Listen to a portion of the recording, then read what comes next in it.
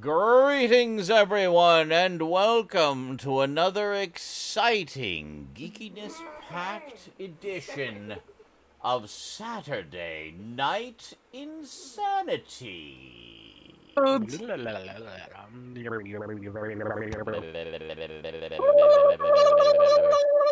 Officially started now.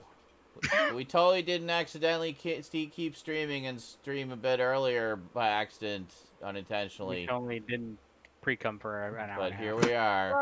Whoa. Speak for yourself, buddy. In full fountain mode. I can't add to that mode at this time. I mean, you can if you try really hard. Yes, but, you know. You gotta concentrate, you know? Well, no. Because I'm not alone. Have to keep it G-rated. So, speaking of Pokemon and Hello Kitty and... Oh, I can say all the jokes. There's a great episode of Dora the Explorer this week. Yeah. So don't get jail started. And little Einsteins and... I'm up a little bear. And lots and lots of Little Bear. Little Bear Marathon. Oh, yeah. God. Here we go. I grew up on Paddington. Paddington Bear. Now that's a bear I can get behind. He digs marmalade. Topo Gigio, which most people here don't even know who is. All about that marmalade. Topo Gigio! Winnie the Pooh or nothing. Winnie the Pooh, now you're talking. Part of my childhood was in Belgium, so, like, Winnie the Poop. I watched some very strange children's shows. Hey, it's my show. I'll do what I want. If you don't like it, go to your room. I could turn off the internet right now, so be nice. Click of a button. Gone. Cut off. Baba Louie. Baba Louie. Yeah. Baba Booey, Howard Stern Speed is Baba Booey. I was like, whoa, I haven't heard that in a long ass time. This is a fucking flashback to the 90s. There you go. Early 2000s. Remember that Winnie the Pooh show that was on Disney Channel? Vaguely. Which one? They had like live action actors in it There or are whatever. two different live action ones. Which one? I don't know. I don't think I know what you're talking about. Be more specific. I don't remember the name. Be more specific about this show I barely remember from my childhood. Well, you brought it up. That's right. Were you bringing it up to reminisce and be nostalgic, or because, like, I don't know what this show was? Does anybody know, have any information about this show? They're all on Disney Channel. Disney Channel, owns Winnie the Pooh. Early 90s. Okay, you're talking about the 70s show. I think the 70s, maybe 80s. Okay, that's a more realistic characters in, like, costume show. The newer one's like marionette puppets, but it's all live action. That sounds terrible. It's all right, actually. Thank you. The old one was pretty good. Yeah. I always remember Winnie the Pooh for its, like, absolutely fascinating animation. Don't remember enough. Well, yeah, I love exactly. the animated show. The animated show is great. It had great animation. Well, I'm not talking about the animated show. That. I'm talking about the original animated shorts that Disney did, like the early ones. Yeah, and then they did a movie based with all of them combined called The Many Adventures of Winnie the Pooh. Well, the movie animation's good, but Yeah, like the Disney shorts as well. the Disney show. I think I have a DVD of some of them. Or That's maybe what a I, Blu-ray. I remember being in like 2nd grade and teacher hustling all of us over to the library, sitting us all on those big round tables and wheeling in a CRT and watching either the Mini Adventures of Winnie the Pooh or the old Disney shorts. Nice. Yeah. You know. Winnie the Pooh. Yeah. I just remember when you got stuck in the tree because you wanted the honey. Bluster Day? Bluster Day, right? That's a classic. His big butt Little stuck butt in the I rain. tree. remember when He ate too much I honey. remember all the times when Rabbit would get really mad. Rabbit was a jerk. He was. It's funny. All throughout childhood, you associate with Winnie the See, Pooh, maybe Piglet. When you grow up, it's all about Eeyore. Yeah. Oh, yeah. Yeah. Thanks I was for actually thinking of starting to collect some Yeah. Eeyore, like, I think I've seen modern memes about plushies and that. stuff. You know. There Now in needs my to 30s, be I never like thought I'd fucking relate to Eeyore. there needs to be like a whole like marketing campaign centered around Eeyore targeting As- neurodivergence. As an adult, I Meta. I very much relate to Rabbit as an anxiety-ridden human on this Yes, planet. sure. That That's too, sort of yeah. like, as an adult, I it's funny. I actually relate with each of them in a completely different way as an adult than I did as a kid. Yeah. That's why it's so That's why it's so Actually, classic. Piglet has a lot of anxiety too. Mm-hmm. Yeah. I would say Piglet was just a little ball of anxiety. That was just True. Yeah. That's true. Different kinds of anxiety, though. You That know, was his Yeah. whole character. different That ways. was the one thing. That as I got older, it was revealed that like Winnie the Pooh was literally like they were the reason why they created, not the reason why they created the show, but one of the things they pulled out of the show was that each character represented a different like Yeah. Graham just thing said that it. people suffer from. Graham Warden yeah. just said it. Said all the characters are all parts of the human psyche, basically. There, that's what I was trying to say. Yeah. I'm trying to think of the word. I'm like, That's better. Yeah. I didn't want to say like things that people suffer from, No. deficiencies. Like, no, those are wrong words. No, it's So, like, just yeah. human psyche. the way that's what it- people are. Yes. He also Wrong said, term. he also said I was cast as Eeyore in the 2nd grade Disney program. How right they were. Yeah, I hear you. I hear you. Damn it, now I want to play Kingdom Hearts, says JL, completely not relating to the actual subject of the conversation at all, and just hearing Winnie the Pooh is in Disney. Kingdom Hearts. Yeah, Winnie the Pooh's in Kingdom Hearts. Great. So. Great. I don't care. Now that JL likes something, I don't want to play it. Well, it's just we're trying to have this serious, in-depth conversation. JL's just like, ooh, Disney. And it's like, no, you're completely missing the point of this discussion. Hey, it has Whiny the Wasn't Pooh. always Disney, you know. Amazing. Whiny the Pooh. What a typo. What an amazing typo. No, the Kingdom Hearts does have the Winnie the Pooh characters, to be fair. That's Yeah. where it is related, at least. Yes, I know. Yeah. There's lots of Disney characters in But Kingdom I'm unless, just saying. but unless it has a level where you're helping all the Winnie the Pooh characters deal with their crippling inner pain, I think don't you think do, it's actually. related. I think in the second or third one you do actually go to 100 Acre Wood, if I'm not mistaken. Repeatedly tap A to not be depressed.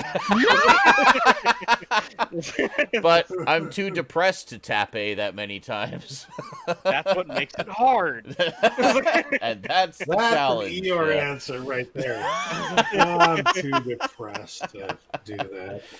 Yeah, I just don't feel up to it. I think I'll just go have a sleep. Just But- seems like a waste of energy to me.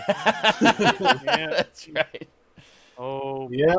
Gonna be miserable anyway. I'll just get it over with. I should really go have a nap or something, but insomnia.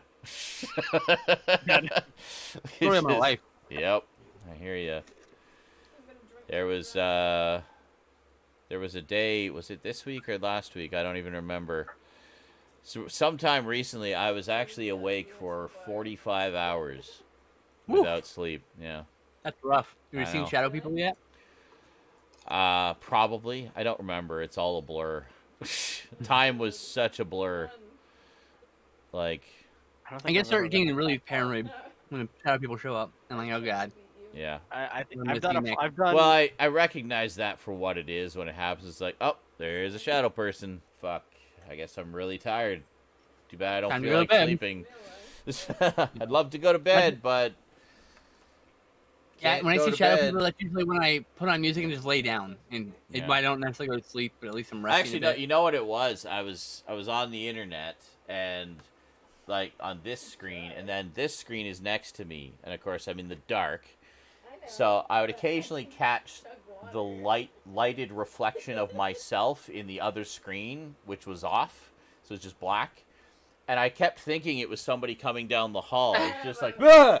Like, oh, it's me again, like for the 12th time. It's, hello, me. It's me again. All time. That's right. I had like so many times I scared It's me. myself in the exact same way. It's like, how am I not like cognizant of this now? Like, it's still getting me every time. But that was also due to extreme tiredness. It was just, I was my Yeah. own shadow person. I might take some I'm melatonin. If I start seeing shadow people and I can't get any sleep, that's when I start taking melatonin. I don't bother with it until then. Yeah. When I actually just need to start eating sleep, or some shit's gonna start happening. Yeah. Yeah. I think 30 hours is the longest I've ever been awake in one long stretch. I've been awake that long before, but not for a very long time. It was just, I know. Yeah, for me this a was. pair of those days. I just could not sleep. Too much going on in wanna my say brain, it and you know. It was my freshman year. It was the time I did it. I think that was the night we pulled an all-nighter and beat Silent Hill 3. Nice. I think And I yeah, said we 50 would. hours last time. 50 hours? Something like that. We were talking about this like a couple nights ago. I think I said 50, Probably, 57 hours, yeah. 57 hours, some shit. Like, it was Just enough that I was madness. literally like, my arms felt like lead weights. I was literally Yeah. like, I'm like, oh, like literally just trying to climb into bed, and I just feel so exhausted. I was just so like exhausted. just so heavy. Yeah, I know. Mhm. It's crazy.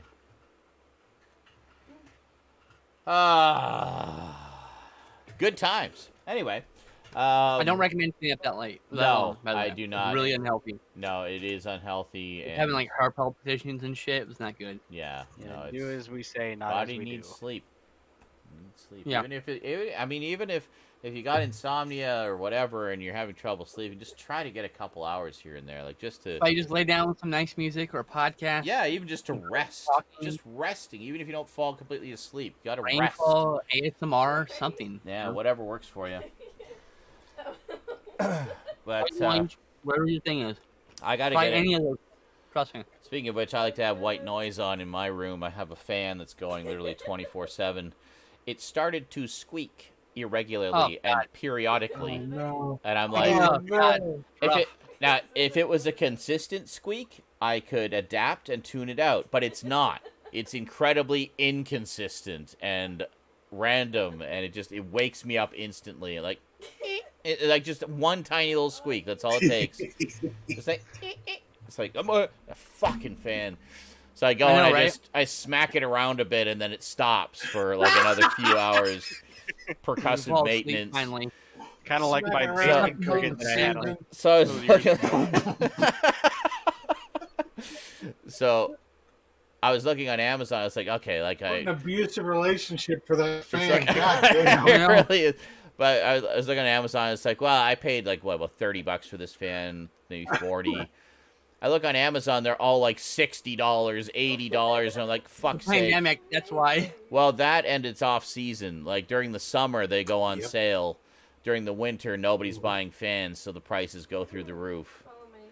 And it's like those of us who rely on white noise to be able to get a good night's sleep are fucked if our fans die during that season. So I cannot imagine trying to stay up for 264 hours. Good fucking God. holy fuck, how many days even is that? Like 10, 11 days almost? I don't know. Find out. You can Well, divide that's that. the world record. Yeah, that's a record I have no desire to ever try to break. Right. Yeah, world record. May he rest in peace. Yeah, I know. And then that guy died the following day. Congratulations, Like, I guess. I don't think you're allowed to even attempt that record on extreme. It's so dangerous. No, you're not. I think Twitch won't even allow it. It's considered an extreme activity. I think 48 hours is the max.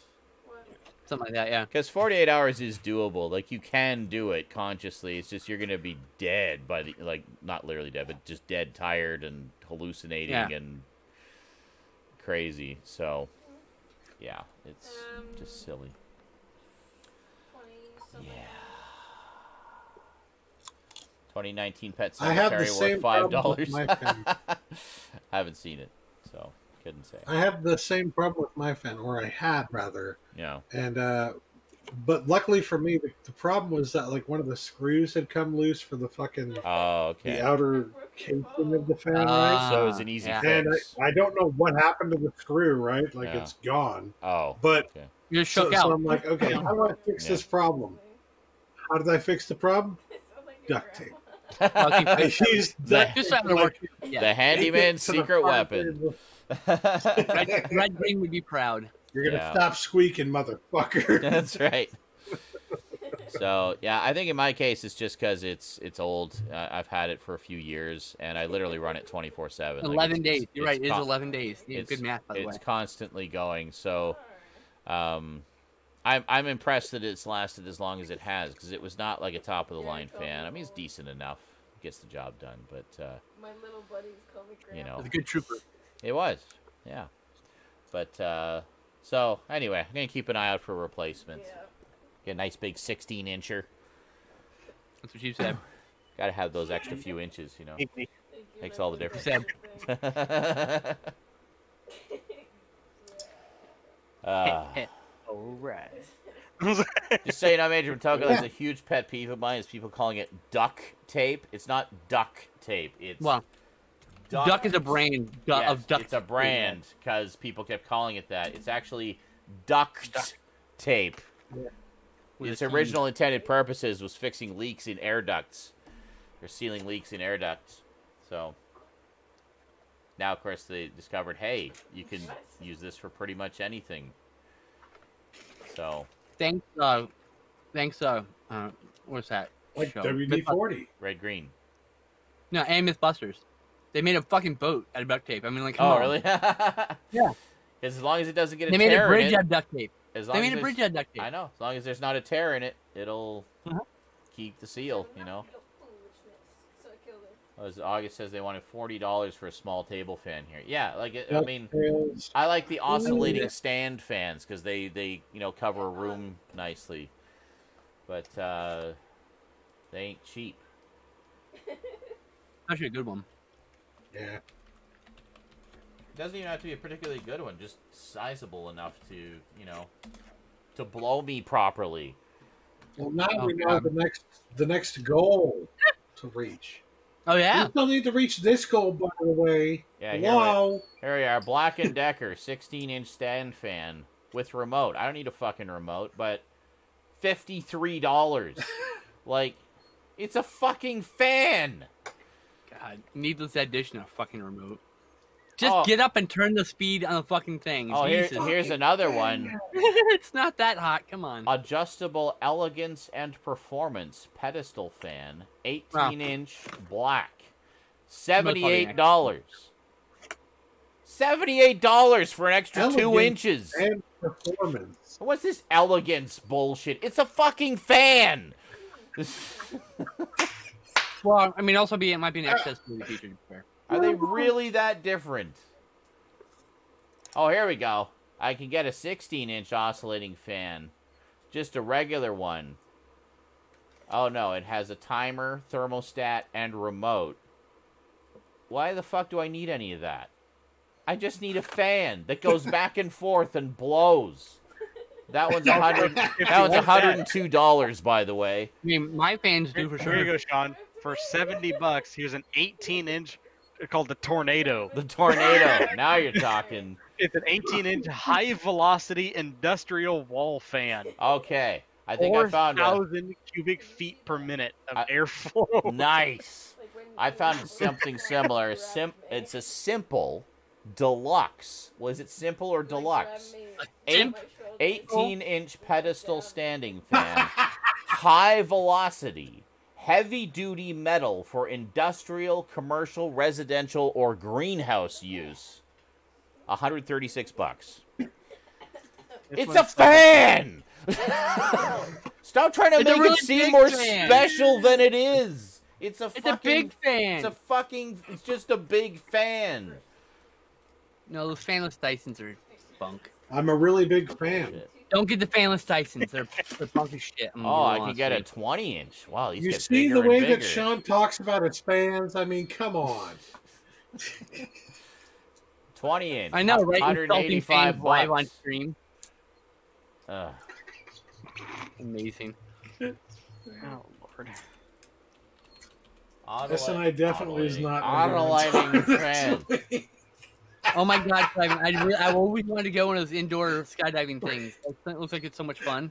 Why are these all so fucking I don't want to go skydiving. expensive? But I want the experience of falling through the air like that without having to die. It's ridiculous how expensive found these one called fans the- are. I found one called the X-Power Mighty Air Mover. Wow. Okay. Moves air mightily. This is a utility blower fan Uh-huh. with built-in power outlets. Oh god. Yeah. I need a gif of Sean just saying, "It's a fucking fan." Graham says, what if you want to simultaneously dehydrate beef while you sleep? Well, yeah, I guess that... Oh, Oscillating God. fan and meat dehydrator. Tray that hangs in front of the fan. You just smell hang the beef. beef in front of the You fan get as it beef smell goes the back. entire time? Yeah. It's called the beef fan. Wait, what the That's fuck? right. What the hell is a vornado? Vornado, it A eats vortex you tornado? sexually. Yeah. Oh, The Vornado 573, small flat Tornado porn? panel, air circulating fan. A porn about being eaten by tornadoes? Or being eaten by a fan. Yeah, well, there you go. Good lord. Sean counts as human-sized beef. Yes, It's thank true. you. But I don't want it Such to that- dry me out. You are so lucky you're not in the days of Stickam when he would sit around shirtless every stream. So you're lucky. Sometimes You're just lucky in you my don't see underwear. pepperoni nips anymore. I miss those days. I was so comfortable back then. But no one else was. It's not true. It's not really all. Yeah, I know. All First right, one he- commenting okay, on my pepperoni nipples. And then one time he's so drunk, just in this, I think he's just wearing shorts, shirtless, on the balcony. Some girls walking by while we were talking about what we were talking about. No, I had Something- clothes on when I went out to the balcony. I didn't Oh, go out to okay. my balcony on my gitch. I thought you had like you were shirtless. Sorry. I don't think so. I might have been. I don't remember. Yeah, that was. That one's on doesn't video. matter what we were It's in talking the about. archives. Is it on? I'm not going back Yeah. to look. I'm too lazy. I know. I'll just trust you.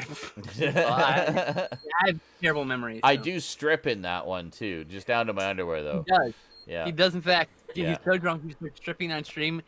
And I think I remember someone just going, "Oh God." I was why?" stripping. It Why was am I the here? Jackass music, the Party Boy music. The Oh my techno God, song. yeah. So I was doing the techno. I was doing the Party Boy thing, just dancing It and was, stripping to that. It was a sight not to be old for the ages. And was it I'll some never troll forget it. made like a video of that and some other clips and just like repeated them over and over and over again, trying to And act troll like me you should be embarrassed or somehow? something. And I'm Like like, this well, man acting like flashed his penis to me, It- all right? it- So like I don't it's think like- he's embarrassed.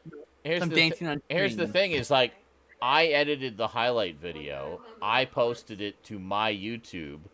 If Right. I was embarrassed about it, it wouldn't be there. Right? Like, I don't know what you're trying Duh. to achieve, Mr. Troll, sir. It's like, yeah, but you stripped on camera. Yeah. And I'm So, okay with that. Why fucking aren't what? you? It Some of was us aren't funny. prudes. It was funny. I laughed. say- Everyone else laughed. We had a good time. Some of us don't. Some of us don't have a problem being naked on camera. All right, like Exactly. It's not a big deal. There's nothing Not- wrong with that. Not a big deal. Raise what I'm saying. Yeah, thankfully, I don't think that time is immortalized on video, so we just have Skinslip's word for that. But I don't doubt it. I'm sure that happened. Was on screen. That was all. That was before an SNI. You took a shower. Yeah. So here's what happened. I'm sitting here. Justin's taking a shit. Garbage is like, I don't know, playing a video game probably at that point. And I'm sitting there like, look over, and Sean's like, and he just turns and I'm like, oh, Jesus Christ. He just, and he he just goes like to the shower. He was looking for something. I can't remember. a single horrifying glimpse. Yeah, it's a glimpse of the man meat, and it was, hey. All right. It's just, I can never unsee it, unfortunately. Excellent. It's not really, I don't really endeavor to see my friends' parts necessarily. So No, it's like, neither do I. There's something awkward and uncomfortable about that. Well, I don't know if I'm uncomfortable. Like, I don't know if I just wanted to see you naked, sir. It's just not really my. Well, purview. that too. I mean, like, anyway. I don't even know where we're going. It's just looking at the map. Yes. Oh, shit. Hey, look, another awkward silence. We've had a bunch of those tonight. That's great. I caused it this time. Yay! Awkward silence number 2. Number 1 was during the not pre-show. Yes. That's right. The unintentional pre-show. We should get to the news, though. Yes. Oh, God, I'm we're looking so- at it. We have a lot of news to get through. Let's get to it. All right. Because we missed last week. I'm assuming Raptor combined the two for us, so I don't have to go scroll back. I don't care. I'm just going to read what's here. So, trailers. This is all courtesy of our New York news hound, Raptor Rivera. We love you, man, and appreciate all that you do for us and our madness. Here we go. Trailers. Official trailer for the Shudder film A Nightmare Wakes, premiering February 4th. While composing her famous novel Frankenstein. Oh, it's about Mary Shelley. I'm in. I want it. I want to see it. It's like it's sold already. Not even It's finished just the sentence. immediately sold, yeah. While composing her famous novel Frankenstein, Mary Shelley descends into an opium-fueled fever dream while carrying on a torrid love affair with Percy Shelley. Sounds very similar to Ken Russell's Gothic, which details that infamous weekend. Totally sold. As she writes, the characters of her novel come to life and begin to plague her relationship with Percy. Before long, she must choose between true love and her literary masterpiece. Interesting take on it. Okay. I want to see it. I still want to see it. That sounds awesome. But yeah, actually, if you're interested at all in that sort of whole thing, I highly recommend Gothic by Ken Russell. Being Ken Russell, expect absolute madness at certain points. He was just I killed the wrong guy. wonderfully visual and slightly nuts director. But Slightly? yeah, But I think some people would call him unhinged. yes. honestly. Well, Crimes of Passion is one of my all-time favorite movies, and that's I need to get that from that's Arrow, one of honestly. his. I have the Arrow edition. It's beautiful. It has both cuts. Been meaning to get it. Actually, I think it has 3 cuts on it. It's a really nice edition. It's on my short list of things to get. But I want to anyway. get the Devil from BFI also. That's never getting the U.S. release. They refuse. Which one? refuse to release the Devils. They Oh, refuse to I've release not seen that so- one. But yeah, anyway, check out Gothic. It's really good. Ken Russell. And Altered great, States is also really good. Great cast in that. Was that Ken Russell as well? Yes, it was. Well, I'm sir. not surprised. I need to get that again. I really liked that one It's a lot. so good. Yeah, Like, it's very good. Great practical effects in that, makeup effects. Absolutely. Official trailer for the HBO Max film Judas and the Black Messiah. In the late 1960s, petty criminal William O'Neill, played by Lakeith Stanfield, agrees to work as an informant for the FBI in order to take down Black Panther Party chairman Fred Hampton, played by Daniel Kaluuya. The film will premiere in select theaters and HBO Max simultaneously on February 12th. Well, that sounds good. Love Daniel infamous Kaluuya. moment in history. Yeah. Official trailer for the CBS original series Clarice. Gee, I wonder what this is going to be based on. Premiering February 11th. Set in 1993, a year after the events of The Silence of the Lambs, the series serves as a deep dive into the untold personal story of Clarice Starling, played by Rebecca Breeds, as she returns to the field to pursue serial murderers and sexual predators while navigating the high-stakes political world of Washington, D.C. Interesting. If I remember correctly, someone owns the name Hannibal, and so they can't use Hannibal in the series. So it's going to be like post-Hannibal. Interesting. So he's not going to be mentioned, which is kind of interesting. But Yeah. Hey, that's what I heard. I don't know if that's true or not. Yeah. But that, Official trailer for the Disney Plus original series Pixar Popcorn, now streaming.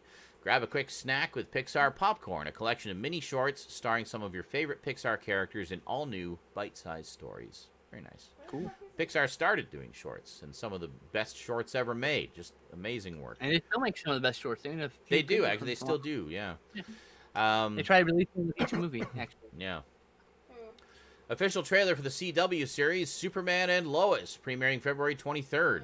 Follow the world's most famous superhero and comic books' most famous journalist as they deal with all the stress, pressures, and complexities that come with being working parents in today's society. Interesting. Super uninterested in the TV Superman. He doesn't look right to me. Something about it. I don't know. Okay. Just me. But the character. The character is good. What? Not whatever. Official trailer for the official trailer for the Hulu original film The United States versus Billie Holiday, premiering February 26th. The picture follows Holiday during her career, as she is targeted by the Federal Department of Narcotics with an undercover sting operation led by black federal agent Jimmy Fletcher, with whom she had a tumultuous affair. Directed by Lee Daniels, whose previous work includes 2009's Precious and 2013's The Butler. Official trailer for the second season of the CW series Batwoman, premiering January 24th. Official trailer for the Prime Video original film Bliss, premiering February 5th. A mind-bending love story following Greg, who, after recently being divorced and then fired, meets the mysterious Isabel, a woman living on the streets and convinced that the polluted, broken world around them is a computer simulation. Starring Owen Wilson and Salma Hayek in the leading roles. Well, I'm sold on that one. Like, it's interesting. There's a movie called by Jeff Bezos wow. Bliss, also got released a few years ago. Interesting. Interesting. Yeah, I'll check that out. I like both of those lead actors. Official trailer for the mystery sci-fi film Boss Level, premiering March 5th on Hulu. A retired Special Forces officer is trapped in a never-ending time loop on the day of his death. Starring the likes of Frank Grillo, Mel Gibson, Naomi Watts, and Michelle Yeoh. Co-written and directed by Joe Carnahan. Oh, nice. Love Joe Carnahan. He was Live, Die, Repeat again? Well, it's become a subgenre of, time loop stories, basically. I guess so. Yeah, there's enough movies. Live, Die, Repeat, Groundhog Day, of course, Happy Death Day. Yeah, there's a lot. Probably dozens of sitcom and Oh, I'm sure, yeah. Co-written and directed by Joe Carnahan, whose previous works include 2002's Narc, which really needs a Blu-ray. I'll say that every time that comes up. 2010's The A-Team and 2011's The Gray. I didn't know A-Team and The Gray are so good. And he did Stretch, which we keep mentioning is really good. And now has a Blu-ray in the U.S. He also did the first Stroke and Aces, which was a lot of fun. I enjoyed that one. But yeah. Actually, well, Narc is Paramount, and they're starting to put some of their catalog stuff out in special editions, so here's hoping. And licensing stuff out, too, so either or. Here's hoping. Official trailer for the comedy drama Breaking News in Yuba Country. After her husband goes missing, Sue Buttons, an underappreciated suburban wife, gets a taste of being a local celebrity as she embarks on a citywide search in Yuba Country to find him. Starring the likes of Allison Janney, Mila Kunis, Aquafina, Wanda Sykes, Juliette Lewis, and Matthew Modine. Directed by Tate Taylor, whose previous projects include 2011's The Help and 2014's Get On Up. I heard The Help was really good. I had not seen it yet. Official trailer for the 3D animated Studio Ghibli film Earwig and the Witch. In 1990s England, Earwig, a 10-year-old orphan girl who grew up without knowing that she's a witch's daughter, is taken from the orphanage by a strange duo and starts living with them. The film will premiere February 5th on HBO Max. So, like, interesting enough, I've only seen 2 Ghibli films. So really? It's like, which my two? My friend's actually going to start taking me through them. Yes. But which I've two have you Spirited seen? Spirited Away and Princess Mononoke, both of which I saw in theaters. Both New excellent. Art Theater in Santa Monica. I think you will love Whisper of the Heart. I could be wrong. I will love probably all of them. By the way, I think you'll love all of them. I think I'm you'll. watching Delivery Surface. I think you'll love Totoro. I think you'll love Nausicaa. I think you'll love all of them. They're just pure forms of like whimsy. That's the word I like to use. Whimsy. Someone told me they're akin to like classic Disney movies, in which they're all They very, very much are. Yeah. They have that they're all very magical. entertaining in their own They have mythology. that magical quality about them. And, Yeah, that's what and everyone's very like, it's like magic. unique, very unique mythologies for all of them. Me and Scout also saw the Just documentary, really cool. the Kingdom of Dreams, I think it's Oh, called, Madison neat. Dreams, That's cool. which is about Miyazaki, and that was fascinating. Hearing about like how his creative process was, like he Nice. goes deep about his feelings, just like depression, like it's all the stuff. Like you'll see clips online about him talking about life. And most of it comes I ought out to send you a link to That's a cool. video. It's an old like VHS video of Miyazaki and his team, where they were kind of, I guess something was going on and he was stuck in the animation studio, and he was going around making ramen for everybody. Aw. Nice. It's a fantastic video. Well, like apparently, yeah, he's like an artist, so it's kind of some He typical- is. He's very much. He's a true artist. Just amazingly creative. I mean, he Um, like him and his son had like a falling out for a while, and then he made Ponyo to make up to him. Like it's kind of like, Wow. and that's a fascinating story to begin with. Anyway, sorry. Official trailer for the comedy horror Willy's Wonderland. A quiet loner agrees to clean an abandoned family fun center in exchange for repair. Oh yes, I really want to see this one. Yeah. In exchange for repairs, he soon finds himself waging war against possessed animatronic mascots while trapped inside Willy's Wonderland, starring our Lord and Savior Nicolas Cage in the leading role. The movie will be available on VOD beginning February 12th. Yeah, I really want to see that. More Five Nights at Freddy's wannabes, please. Especially with Nicolas Cage in them. Yeah, and I mean, when you look at the trailer, you're like, this is such an obvious ripoff. Like, it's so... But it's Nick Cage, so who gives a shit? It's I hear it's like a ripoff / parody of sort of kind of trope that feels like come up. Yeah, but Nick Cage is amazing in everything. Yeah. I cannot wait to see this. He's so good. I know. I need to see. We need me and after. I've decided that after me and Justin finish BoJack, we're gonna start History of Cuss Words instead because that's on Netflix now. Oh, okay. And Nick Cage narrates that. Don't forget Tuca and Birdie. You gotta get Tuca and Birdie in there. Tuca and Birdie. Tuca and Birdie will happen. Tuca and Birdie was wonderful. I'm so happy it's coming back because I was sad when it ended. That's right. It's getting another season. You said. It is. Yeah, Adult Swim picked it up. Sometime this year. I don't know when exactly. Movie TV news. After weeks of ongoing negotiations, Warner Brothers and Legendary have come to an agreement, and Godzilla vs. Kong will premiere in select theaters and HBO Max simultaneously on a newly announced date, March 26th. Dealings for a 2 days after my birthday. Dealings for a release of Denis Villeneuve's Dune, however, are still ongoing. Raptors' reaction, I've been Kermit flailing for the past... I lost count. Really want to see both of those. Especially stoked for Dune.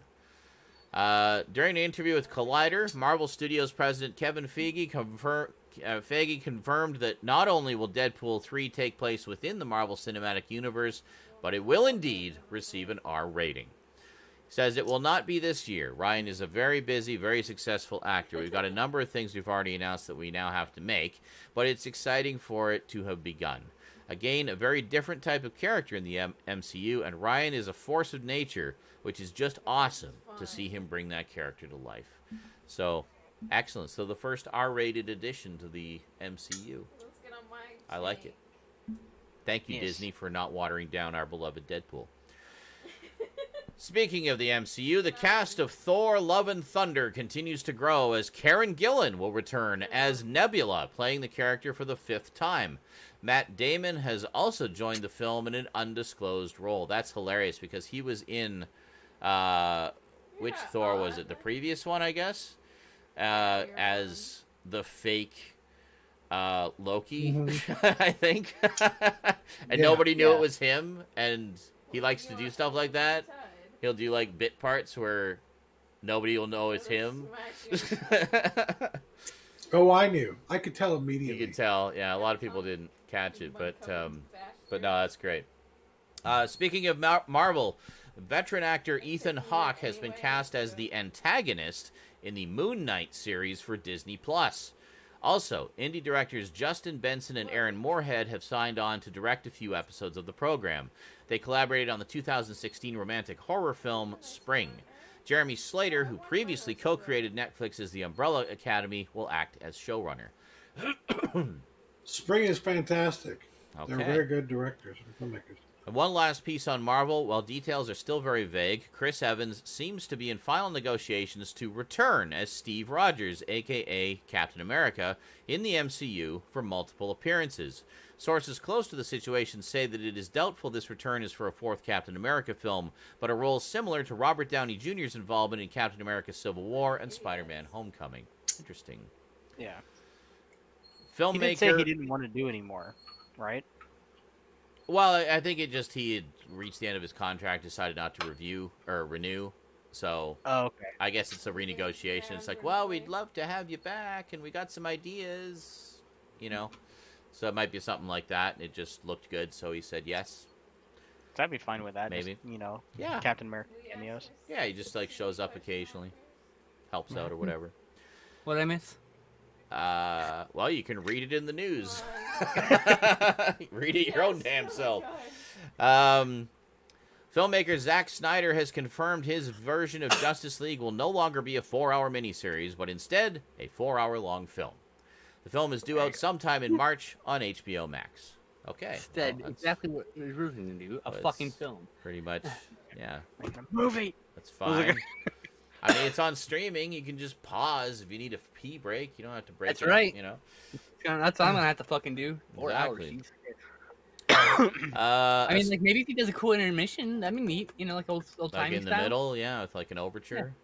Yeah. That would be great. Yeah. See, that would be neat. Yeah. Like, anyway, sorry. A series adaptation of Tales of Dunk and Egg, a prequel to the events of Game of Thrones. Oh, interesting. Is in early development at HBO. The 1-hour show would be based on the series of fantasy novellas by George R.R. Martin, which follow the adventures of Sir Duncan the Tall, Dunk, and a young Aegon V. Targaryen, Egg. Oh, Aegon, who was the one at the wall. Yeah.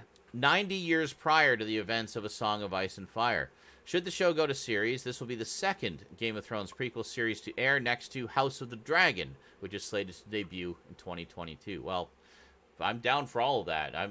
That's a very deep, rich fantasy world with thousands of years worth of stories that could be told, you know. I'm all for it. As of March 4th, CBS All Access will permanently change to Paramount Plus. Raptors request. We've got Paramount Plus. A Quiet Place Part 2 is a Paramount film yet to be released. I'm just saying. Yeah, I guess that one's kind of just sitting there, isn't it? It's done, and like, well, do something with it. Filmmaker Danny Boyle will be collaborating with FX on a limited series based on the memoir of Steve Jones, the legendary Sex Pistols guitarist who helped usher in a punk revolution in Britain. Boyle will direct and executive produce the 6-part series, which is titled Pistol. Craig Pierce will write the series, previously writing the screenplay for the 1996 film Romeo plus Juliet.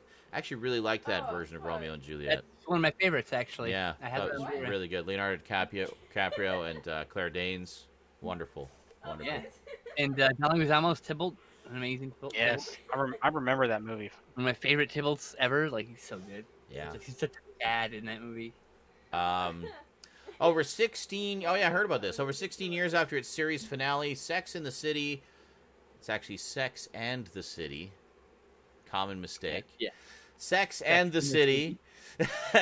Even though they're in the city having sex. Yeah. So it could be a bit, you know. Anyway, Sex and the City is heading to HBO Max for a revival. Sarah Jessica Parker, who plays Carrie Bradshaw, Cynthia Nixon, who plays Miranda Hobbs, and Kristen Davis, who stars as Charlotte York, will return for the limited series. But Kim Cattrall will not return to play Samantha Jones. That makes me really sad, because she was such an integral character to that ensemble. Oh, well. The sequel series will run for 10 episodes. Star Wars and Game of Thrones actress Gwendolyn Christie, who I absolutely adore, has been cast in the Netflix series adaptation of Sandman. Oh. Yes. It is unknown at this time which character she will play. The speculation is that she's Desire, and I please. Could be, yeah. Well, I mean, Desire can take so many different forms. I mean, I know, but could be anything. Oh I don't know. God. Is she androgynous enough to? Well, I guess, yeah. I mean, because Desire is supposed to be kind of androgynous. Beautiful. I guess she could. Beautiful. I love her so much. Oh, she I adore is her. very beautiful. Very beautiful woman.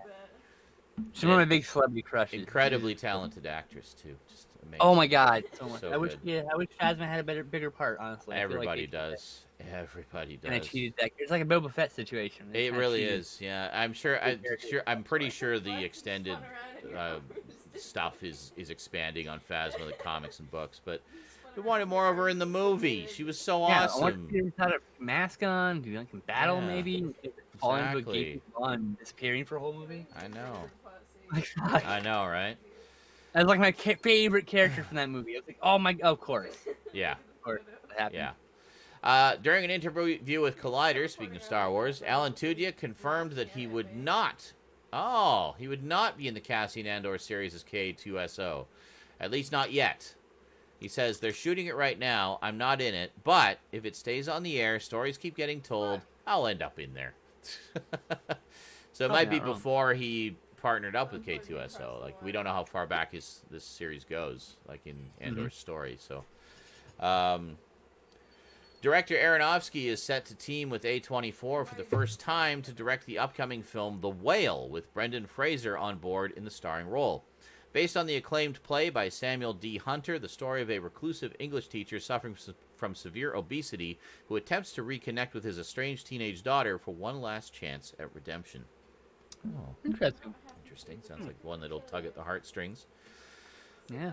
During an interview with SFX magazine, filmmaker Robert Rodriguez discussed the From Dusk Till Dawn television series and announced that an animated From Dusk Till Dawn series is in the works.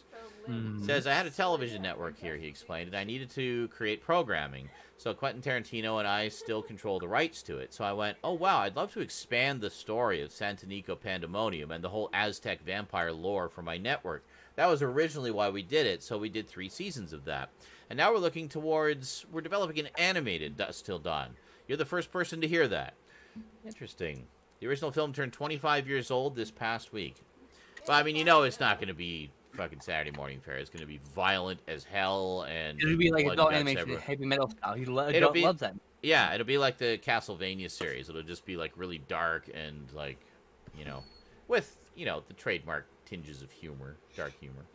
I still need to see the series. I remember you and Stoud watched that, Skinslip. You said it was really good. What? From Dusk Till Dawn, the series? Oh, yeah. First season we saw. Yeah. Oh, you didn't see all 3 of them. Okay.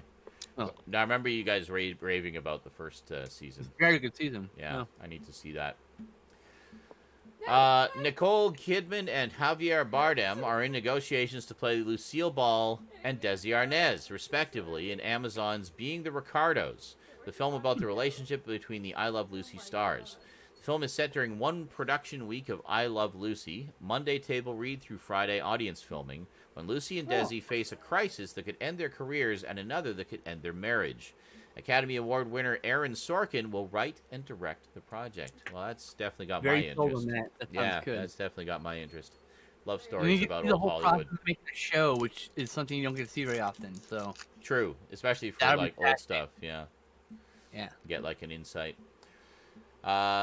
Disney is in development on a live-action film based on the best-selling book series Keeper of the Lost Cities by Shannon Messenger, with Ben Affleck attached to co-write and direct.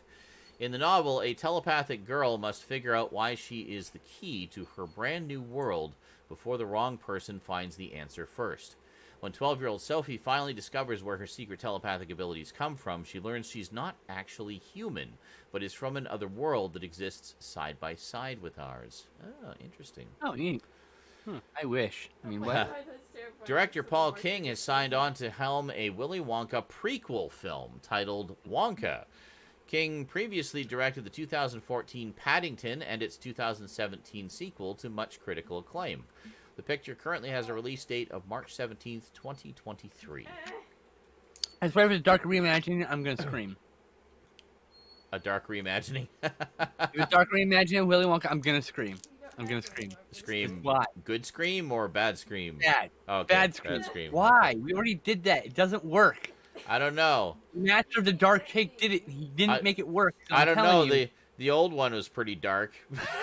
not in the overtly. No, it was bright and colorful, and the darkness came through that, like it seeped through. Yes, exactly. And that's what made it so effective. So if they can do something like that, Exactly. Yeah. But I mean, like, God, Bright don't and make it happy like on Burton. the surface. Burton just didn't work for me. Yeah, I haven't seen it yet. I have. I think. I think I have it. I'll have to check it out. Hey, check it out. You'll probably actually like it. I might. I'm in the minority on that one. Yeah, I don't know. Amazon Studios have released the official synopsis for the highly anticipated series adaptation of Lord of the Rings. Amazon Studios' forthcoming series brings to screens for the very first time the heroic legends of the fabled Second Age of Middle-earth's history. Yes, this is not a remake of the movies. They're covering a different time period, so it's going to complement the movies. Yeah. This epic drama is set thousands of years before the events of J.R.R. Tolkien's The Hobbit and Lord of the Rings, and will take viewers back to an era in which great powers were forged, kingdoms rose to glory and fell to ruin, unlikely heroes were tested, hope hung by the finest of threads, and the greatest villain that ever flowed from Tolkien's pen threatened to cover all the world in darkness. Beginning in a time of relative peace, the series follows an ensemble cast of characters, both familiar and new, as they confront the long-feared reemergence of evil to Middle-earth. From the darkest depths of the Misty Mountains to the majestic forests of the elf capital of Lindon, to the breathtaking island kingdom of Numenor, to the furthest reaches of the map, these kingdoms and characters will carve out legacies that live on long after they are gone. The two-part pilot, directed by J.A. Bayona, wrapped filming recently and is currently in post-production. I hope they finally do a full War of Wrath. We only got like a little bit. I don't know. You know, it's the Sauron swinging the fucking nation shit, right? But I think it's like part of it will probably be about the creation of the 5 rings. I would think. Didn't Melkor do that in the first age though? Huh? Didn't Melkor make these rings in the first age? Not the second age? I have no idea. I don't know the fucking history. Like Thorin. Did Thorin first rings? Fuck. I don't remember. Anyway, I thought Melkor would be the villain in that. I think he. Someone call Stephen Colbert. Yeah, because Stephen Colbert would know. If I remember correctly, I think it's I think Sauron made it, but like Melkor. Well, Sauron made the One Ring to rule them all. And the end of the first, so it should start, the series should start with the Battle of the War of Wrath. That's the beginning of the Second Age. If I remember correctly. I might be a little fuzzy. Someone knows more than me. I don't know. Someone correct me in the comments of the YouTube video. Thank you. All right. Anyway, in streaming news, the following. Looking forward to that because it's stuff we haven't seen before. In streaming news, the following were released on their respective streaming services in the past 2 weeks. The first 3 episodes of Marvel's WandaVision hit Disney+. One Night in Miami, the film about a fictional meeting between 4 African-American icons, hit Prime Video. The second season of Jurassic World, Camp Cretaceous, hit Netflix. Today. And there we go. I'm just going to scroll back and make sure that was everything for this weekend last week. Scrolling. The Silmarillion is a difficult book to read because it's written like scribbled notes, and it's a bit of a history book too. So it's like the first couple like dozen pages are all like talking about gods and this nebulousness and like I don't know, it's the formation of the world, and it's all like it's all like really dense material until you get to like the middle of the book. But it's still really dry all the way through. Which one? The Silmarillion. Oh, the Silmarillion. Yeah, it's more of a history. But it's book. probably likely based on Tolkien's son's Christopher Tolkien's expanded like history stuff. There's Christopher Tolkien did like an 11-volume The History of Middle Earth, which covers the Silmarillion in detail, basically. Pretty much, yeah. It goes a lot more detail. Like it incorporated like story fragments and incomplete stuff, like everything and anything he could get his hands on from his father's old work, and put it all into order and with copious notes. And back in the other day, I read the first 2 volumes. I mean, like, I got really deep into it. Yeah. Burnt out. It's a lot. They're pretty dense stuff. Like they are very dense. I'd say the Christopher Tolkien stuff is less densely written, but still very history stuff. Yeah. Yeah. But story fragments are really nice to have those. So it's But for sure. It's kind of fleshes things out. It gives a little more context. I want more Radagast the Brown, please. And So yes, Raptor did mix everything together. Thank you so much, Raptor. I figured you did. I just wanted to make sure that I didn't miss anything, and I just did a quick skim, and it looks like everything is there. Okay, in memoriam, lots of people passed away in the past 2 weeks. So, starting from the top here, we have Hank Aaron, passed away. Professional baseball icon who played right fielder for 23 seasons in Major League Baseball from 1954 through 1976. He spent 21 seasons with the Milwaukee Atlanta Braves in the National League and 2 seasons with the Milwaukee Brewers in the American League. Nicknamed Hammer or Hammer and Hank, Aaron is regarded as one of the greatest baseball players of all time. His 755 career home runs broke the long-standing MLB record set by Babe Ruth and stood as the most for over 3 decades. In 1982, he was inducted into the National Baseball Hall of Fame in his first year of eligibility. Hank made it to the ripe old age of 86. I have something to say. Yes? I have something to say. Baseball fan in the room, yes?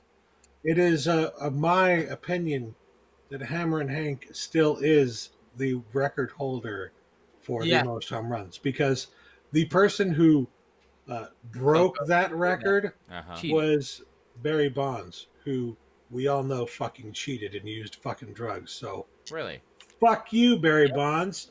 You're never gonna get into the fucking Hall of Fame. Everybody fucking hates you, except for people in Pittsburgh. Has anyone broken that record naturally before? What? No. Other than he's the one. 755. Good. There you go. There you go. The record still stands for Hammer and Hank. Big old fucking asterisk. There you go. Next to Barry Bonds' name. Yeah. Forever. And Mark McGuire and everyone else who broke the record. He broke the record, but see like copious footnotes below. He used performance enhancers. Yeah. I mean, come on. All right. We also lost Steve Lytle, comics artist with a 30-year career between 1984 and 2014. Worked primarily as a penciler. He was best known as the artist of DC Comics' Legion of Superheroes and Doom Patrol, as well as Marvel Comics such as X-Factor, Excalibur, and Quasar, among others. All comics I read. Pretty much, yeah. That's all from my era, too, so I've probably seen some of his work, too. Yeah, it's a real heartbreaker. We lost Remy Julien, French driving stunt performer and coordinator, assistant director, and occasional actor. He was also a rallycross champion and 1956 French motocross champion. He became Hollywood's go-to stunt coordinator, best publicly known for his stunts on 6 James Bond films, 5 of which were directed by John Glenn. Julien went on to be involved in over 1,400 films. Remy made it to the age of 90, sadly due to complications from COVID-19. Yeah, god damn it. Yeah. We also lost Don Sutton, professional baseball player who played pitcher for 23 seasons between 1966 and 1988. As a member of the Los Angeles Dodgers, Houston Astros, Milwaukee Brewers, Oakland Athletics, and California Angels, Sutton won a total of 324 games and pitched 58 shutouts, winning 50 of them. Including 5 one-hitters and 10 two-hitters, and he is 7th on baseball's all-time strikeout list with 3,574. Sutton was inducted into the Baseball Hall of Fame in 1998. Just like insane. Anything you wanted to add to that one? For clarification. Baseball Stoud? Stoud for those who don't know, 200, typically most pitchers who get into the Hall of Fame today, they'll get in with like maybe 200 wins under their belt, maybe 250 wins. That's like the fucking pinnacle for pitchers nowadays. 324 wins is fucking insane. Absolutely batshit crazy. 1.5 times more. That's crazy. You know, Jesus, that's huge. We also lost Gregory Sierra, actor with an almost 5-decade-long career between 1969 and 2018.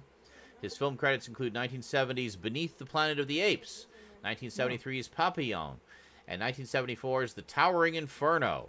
But he's probably best known for his roles as Detective Sergeant Chano Amenguale on Barney Miller, and as Julio Fuentes, the Puerto Rican neighbor of Fred G. Sanford on Sanford and Son. Gregory made it to the ripe age of 83. He was also the first police chief in Miami Vice before Edward James Olmos took over a few episodes later. Yeah. Interesting. Yeah, very talented actor. I remember him probably most from Barney Miller. That's what I grew up with. God, I love Barney Miller. We also lost Antonio Sabato Sr., Italian-American film and television actor with a 55-year career between 1966 and 2021. He is noted for extensive work in the Italian exploitation genre. His films including 1968's $1 Too Many, 1972's 7 Blood-Stained Orchids, and 1983's Escape from the Bronx, among many others. Yeah. Antonio was 77 and sadly passed away due to complications from COVID-19. Motherfuck. Yeah. It's a shame. It really is. All these deaths that did not need to happen. No. We also lost John Aldred, English sound engineer with a 44-year career between 1942 and 1986. Aldred worked on many classic Hollywood productions: 1949's Under Capricorn by Alfred Hitchcock, 1962's Lawrence of Arabia, the Kubrick classic Dr. Strangelove, or How I Learned to Stop Worrying and Love the Bomb, from 1964, among many others. He was nominated for 2 Academy Awards in the category of sound recording. John made it to the ripe old age of 99. Excellent. God damn. Good on you. This next one was kicking the teeth to me, and probably to some of you in the room. We lost Mira Furlan this week. Croatian actress and singer with an over 3-decade-long career between 1985 and 2016. Internationally, she was best known for her role as the Minbari ambassador Delenn on the sci-fi series Babylon 5, and as Danielle Rousseau on the ABC series Lost. She also voiced Silver Sable in the 90s Spider-Man animated series. And the real crying shame... Like 2 different crushes of my teenage years. So. Oh, she was so beautiful and so talented, and just brought so much class to the role of Delenn. She was just amazing. But she was only 65. It's fucking shame. So, yeah, that's happened with a lot of actors from Babylon 5. I don't know why, but they all seem to pass away really young. What is that show that is cursed? That what? Why is that show cursed? I know. I don't know. And finally, I think this just happened today or yesterday. We lost Larry King, television host, radio host, and paid spokesman with a career spanning almost 6.5 decades between 1957 and 2021. King began as a local Florida journalist and radio interviewer in the 1950s and 60s and gained prominence beginning in 1978 as host of The Larry King Show, an all-night nationwide call-in radio program. From 1985 to 2010, he hosted the nightly interview television program Larry King Live on CNN. From 2012 to 2020, he hosted Larry King Now and continued to host Pot Licking with Larry King, a weekly political talk show which aired weekly on the same 2 channels from 2013 until his passing. His work was recognized with awards including 2 Peabodys, an Emmy Award, and 10 Cable Ace Awards. Larry made it to the ripe old age of 87. Yeah, he was definitely a broadcasting legend right there. A few weeks ago, it was just a few weeks ago when we were talking about how sadly he had gone into the hospital. Yes, I remember that. Yeah, he had cancer and he was trying to fight it. Yeah. Well, fucking lost, I guess. But yes, holy shit, that guy is a legend in television. Really is. Absolutely. For the younger people, probably don't know, right? If you're 20, probably 25, not, you might not know him too well. But if you're a little bit older than that, then you probably remember seeing his face on television quite a bit. All the time. He was a pop culture icon. So, I remember seeing an interview with him, like in which he was being interviewed, and he was talking about some of his early days in radio. And there's this one story in particular I always remembered, just always cracks me up, was he was, of course, doing, typical DJing, just kind of doing music and stuff like that, right? And some call-in segments. So he's playing, he's just doing the show, and he gets this call. And it's this woman who calls him and says, Your voice is just driving me crazy. I want you to come over and make love to me. so he's like, you know, young guy is like, oh wow, this is it's like, wow, what am I gonna do? I can't just leave the show. And he's like, so now we're gonna have a special 45-minute presentation where we listen to all of these songs in a row, commercial free. And I'll see you after. So, so he puts the record on, right? And he has like a few records ready to go, and takes off to this woman's place. Gets there. She's on the bed, naked, ready for him. It's like Craigslist before Craigslist. And and he hears she's got the radio going, and it's tuned to his show. And you know he's just about to approach the woman. And then he hears the record start to skip. Oh, no. He's like, oh, no. So races back to the radio station. Oh, no. And by the time he got back, it had been skipping for about 20 minutes. I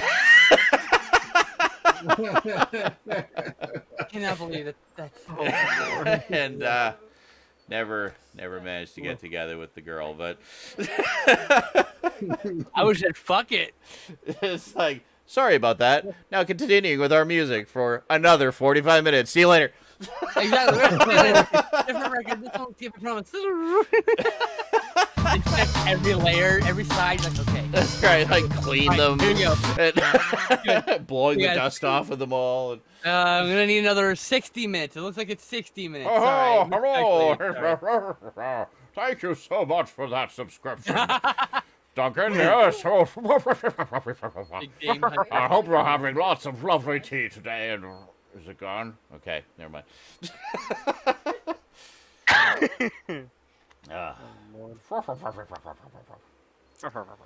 Yes.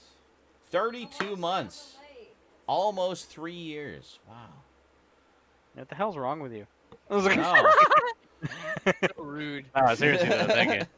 No, seriously, It's what's amazing. wrong with you? Thank you so much, dude. Okay, so. Ariel song. What's on the screen this week, Eric? Please tell me it's more Banjo and or Kazooie. I think that was like 2 weeks ago. Same makers, but In space. In space. In space. oh, is that the N64 GameCube? Yeah, It's N64. Star Fox Okay. 64, Star Fox. yeah. I never played any of the Star Foxes except for the original, and I loved the original. Star Fox 64 is so good. Is it? No, I have it. I So have. many memories of this game. I have a Star Fox 64 complete in box with Rumble Pack, which has never been inserted into a controller. Still in Wow. plastic.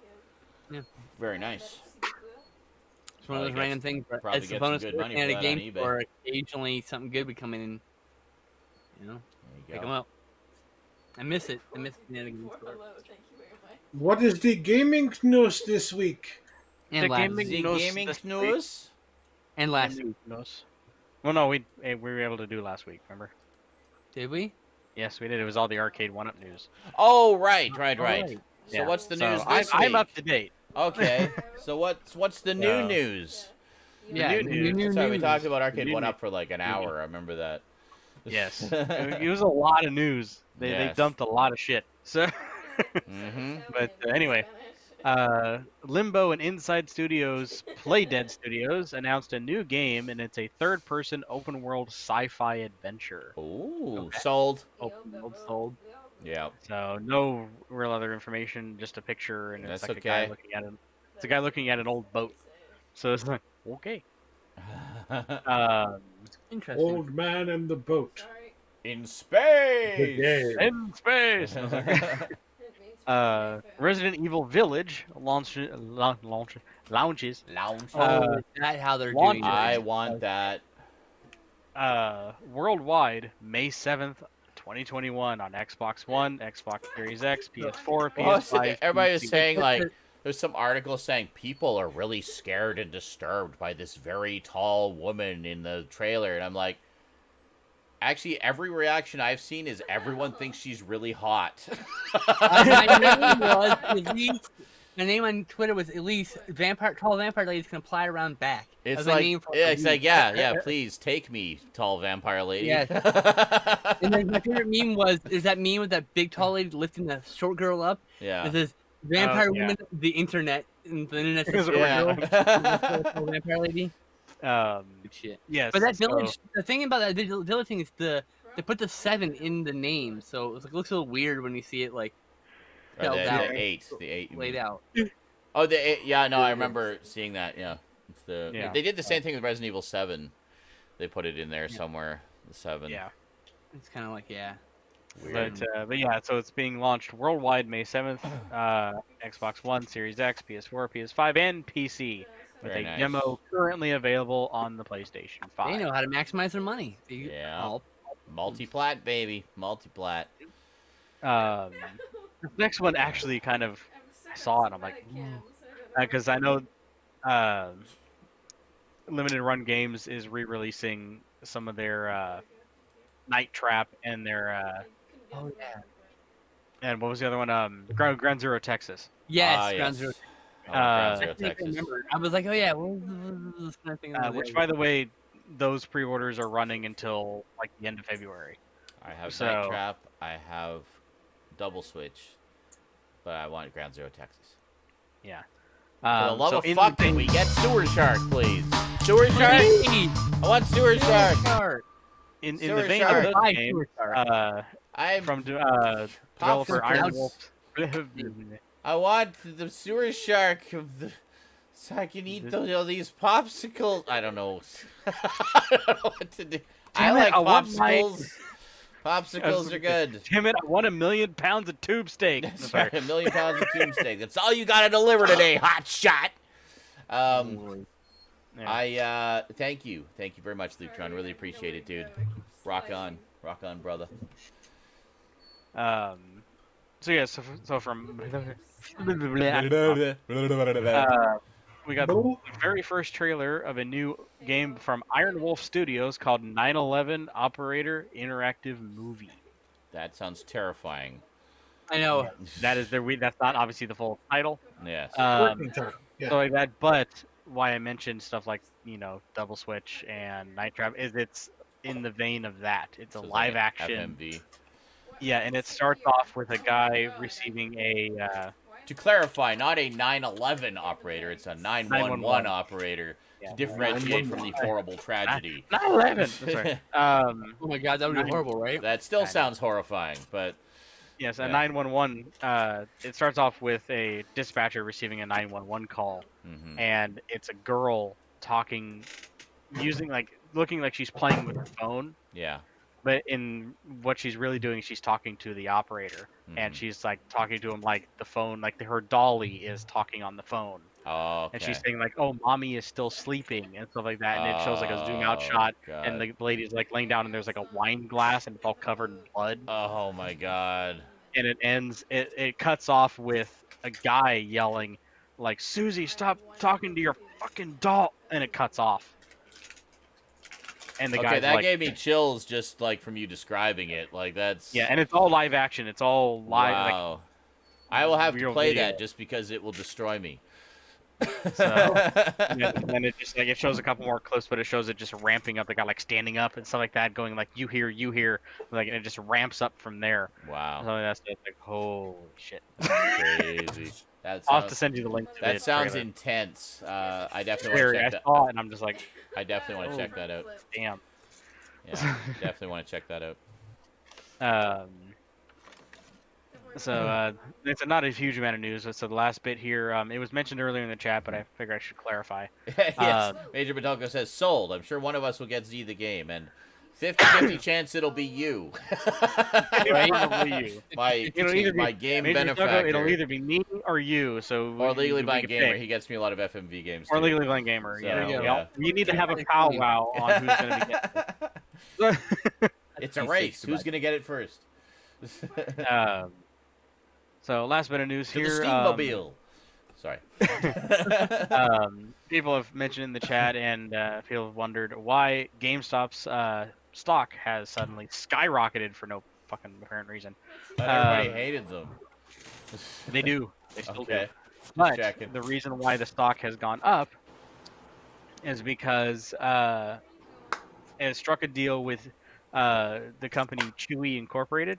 Okay. Okay. Co-founder Ryan Cohen added him and 2 other former colleagues to their board of directors and starting to push for a better focus on digital sales I see. for GameStop. So now he's, I think, Ryan Cohen is now CEO and known as co-founder of GameStop, Oh, I see it. and with a couple of former colleagues now on the board of directors. Okay. So they're kind of doing like a refocus of the brand and the business, and that apparently caused stocks. Confidence stored for investors, what you're saying. So yeah. first thing I would like to request that they do is to never try to upsell anybody ever again on your fucking membership. Holy fucking shit. Yeah. I'm so tired of that shit. Every single time I go in, just please stop. Please Would you like stop. to I mean, they upsell? can't. They have to I mean, say it. Would you It like looks to like get now a bigger they're- membership? R1. They have to ask you. It's you have no choice. Yeah. It's annoying. Yeah, and it does look like that's not what they're focusing on. Muppet face here. No, it looks like obviously, which has been the biggest part of their business as of late, which is digital sales. Oh my lord. All right. Sounds like, well then. Just waiting for some reaction from Stoud. I'll just get my reactions from fake No. Stoud. I couldn't tell what you were doing because Oh. I have the video paused because Oh. my internet's such shit right now. I can't. Yeah. I see, okay. streams. I was showing your... Oh my god, I don't care. Yes, I saw the other photo.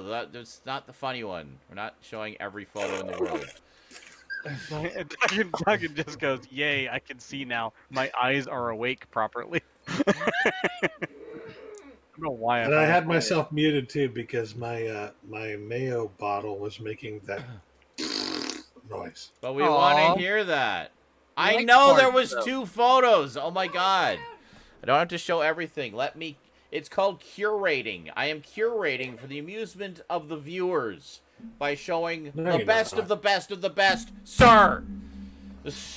Andor Man. It's not about showing everything. Andor Anyway, neither. yeah. So what other gaming news we got? So we got this horrifying 911 game coming out. See, got me doing it now. Oh boy. But yeah, that was really about it. That was, like I said, a lot of speculation and stuff. There was one thing that was going on in the chat, and I had to clarify Uh-huh. with. Away from you. I had to crush a few dreams in the chat. Oh. God And- damn it! So sad. Dream I mean, Crusher Garbage It's Gamer. not fair. Yeah. So what was it? Apparently, it was yesterday. Uh-huh. The original creator of Conker's Bad Fur Day, Chris Seaver, Mhm. posted this picture called Conker's Bad Bullocks Day 2, and it said it's happening with a bunch of like goofy faces, and had to clarify very quickly that it was a joke, and it wasn't actually happening, and it was posted all over. Oh. People were excited, and I had to be the bearer of bad news and clarify that not only does Chris Seaver not work for Rare anymore, he hasn't since 2011, Yeah. but Microsoft owns all those rights, and there's been no announcements. Actually, there was a whole article and interview done with the CEO of Microsoft, actually in 2019, about the canceled Conker's Bad Fur Day sequel. So, Yeah. and how they have zero plans. Pretty much, they are well aware, and they have sat their big fat butts on the IP, and pretty much they're saying that they'll bring it out when they feel like they need to. That's a bunch of fucking crap. Just do It's- a remaster, for fuck's sake. Come on. Right? Pretty much what they're doing is Such a favorite. they have this franchise now. They know a ton of people want it. It's literally a gold mine in its own name, Yeah. and they're holding it like a bomb. I know. They're waiting for the moment where they're gonna get overshadowed by something extra big, and they're just gonna be like, bam, Yeah. new Conker's Bad Fur Day, Yeah. Bad Fur Day 2, or something in development. So they're just waiting for that moment to happen. And Microsoft Fucking is so market big. research bullshit. Just give us the goddamn remaster. They did announce Microsoft something. is so didn't they? big that there really isn't much in a way that scares them. Yeah, So they really have no incentive. I know. Sorry, Yeah. I just remembered that Microsoft they got in some trouble the other night. I don't remember what it was. They about. did because they were going to announce that they were going to up the price of Xbox Live Gold. And now they've like reversed that They decision have backtracked on it. and gone did it- even further back though. Like They backtracked and they discounted it a little bit to like ease the pain is what they called it, and The to pain. apologize for, and they did a public apology saying that they didn't realize Yeah. that it was going to hurt people that much. oh shit, shit, I'm sorry. Whoa, You whoa, know. whoa, whoa, whoa! Hold on, before But you part of cancel. that I One found second. interesting is that they also are making it so that like the free to play games like Fortnite, Mm. you don't have to pay for their internet for the No, Xbox yeah, Live Gold which you didn't anymore. before. You didn't need Xbox Live Gold to play Fortnite on. Oh, I didn't know Same that. with PlayStation Plus. You don't need a PlayStation Plus account to play Fortnite online. But it was you need only the network pass for Animal Crossing on Switch. yes. I had to Which pay is like- monthly for It's that only game. $20. No, it's not monthly. It's $20 a year. Or Yeah. you really? Oh, thank God. Yeah, this is like I'm not even counting Nintendo because they're like we'll make ours $20 a year. I was like, And it's like, Probably a cost. yeah, okay, okay. you do you, little Timmy. It's like- your internet, That's kind of the way your it's- internet service sucks, but okay. Yeah, it's only $20, so whatever. Yeah. Here. It's It does literally a suck, by the case. way. I get dropped from games all the time. It's literally a case of you get what you pay for. Yeah, exactly. Yeah. What do you expect for an internet service that costs you $20 a year? Right. So You get a bunch of games you can play. And what I found out actually is like their Nintendo and SNES channel. mm. You can play those offline. You Yeah, just you can play them- download the fucking channel, the stuff's download and as long as it's downloaded, you play a can bunch play of any of the fucking games multiplayer on it. too. Mhm. A bunch of them you can play multiplayer. They're multiplayer games. You can play them online multiplayer. Yeah. Yeah, and so a lot of the two-player games they've integrated multiplayer, like online multiplayer, into them. I can get Stoudman my stream to play games with me now. So yeah, Super Mario Future roommate Kart. stream or something. but, I'm making sandwiches. Sandwiches. Yes. Turkey I'm sandwiches. huh? These are like you Sandwiches. just- In Sandwiches. another dimension, right? Sandwiches.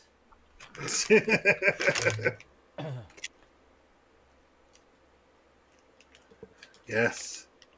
Turkey sandwiches. So that was it for the gaming news. Oh, good. Wasn't a huge amount, so Okay. it was just some stuff, some things, And some things. Yeah. some things, man, some stuff. Wouldn't recommend it.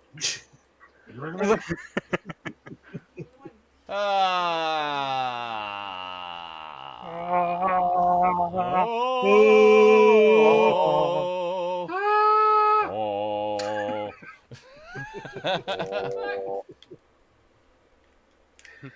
That's Yeah. the Bugs Bunny cartoon thing. Oh. So pickups.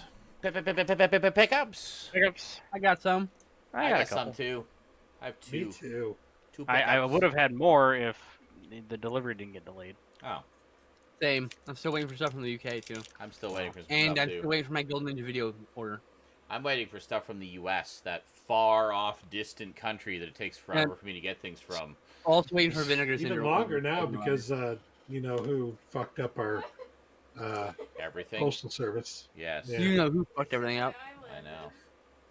I landed like head Madness. first. up It'd be here. time for you It's that. on an orchestral edition.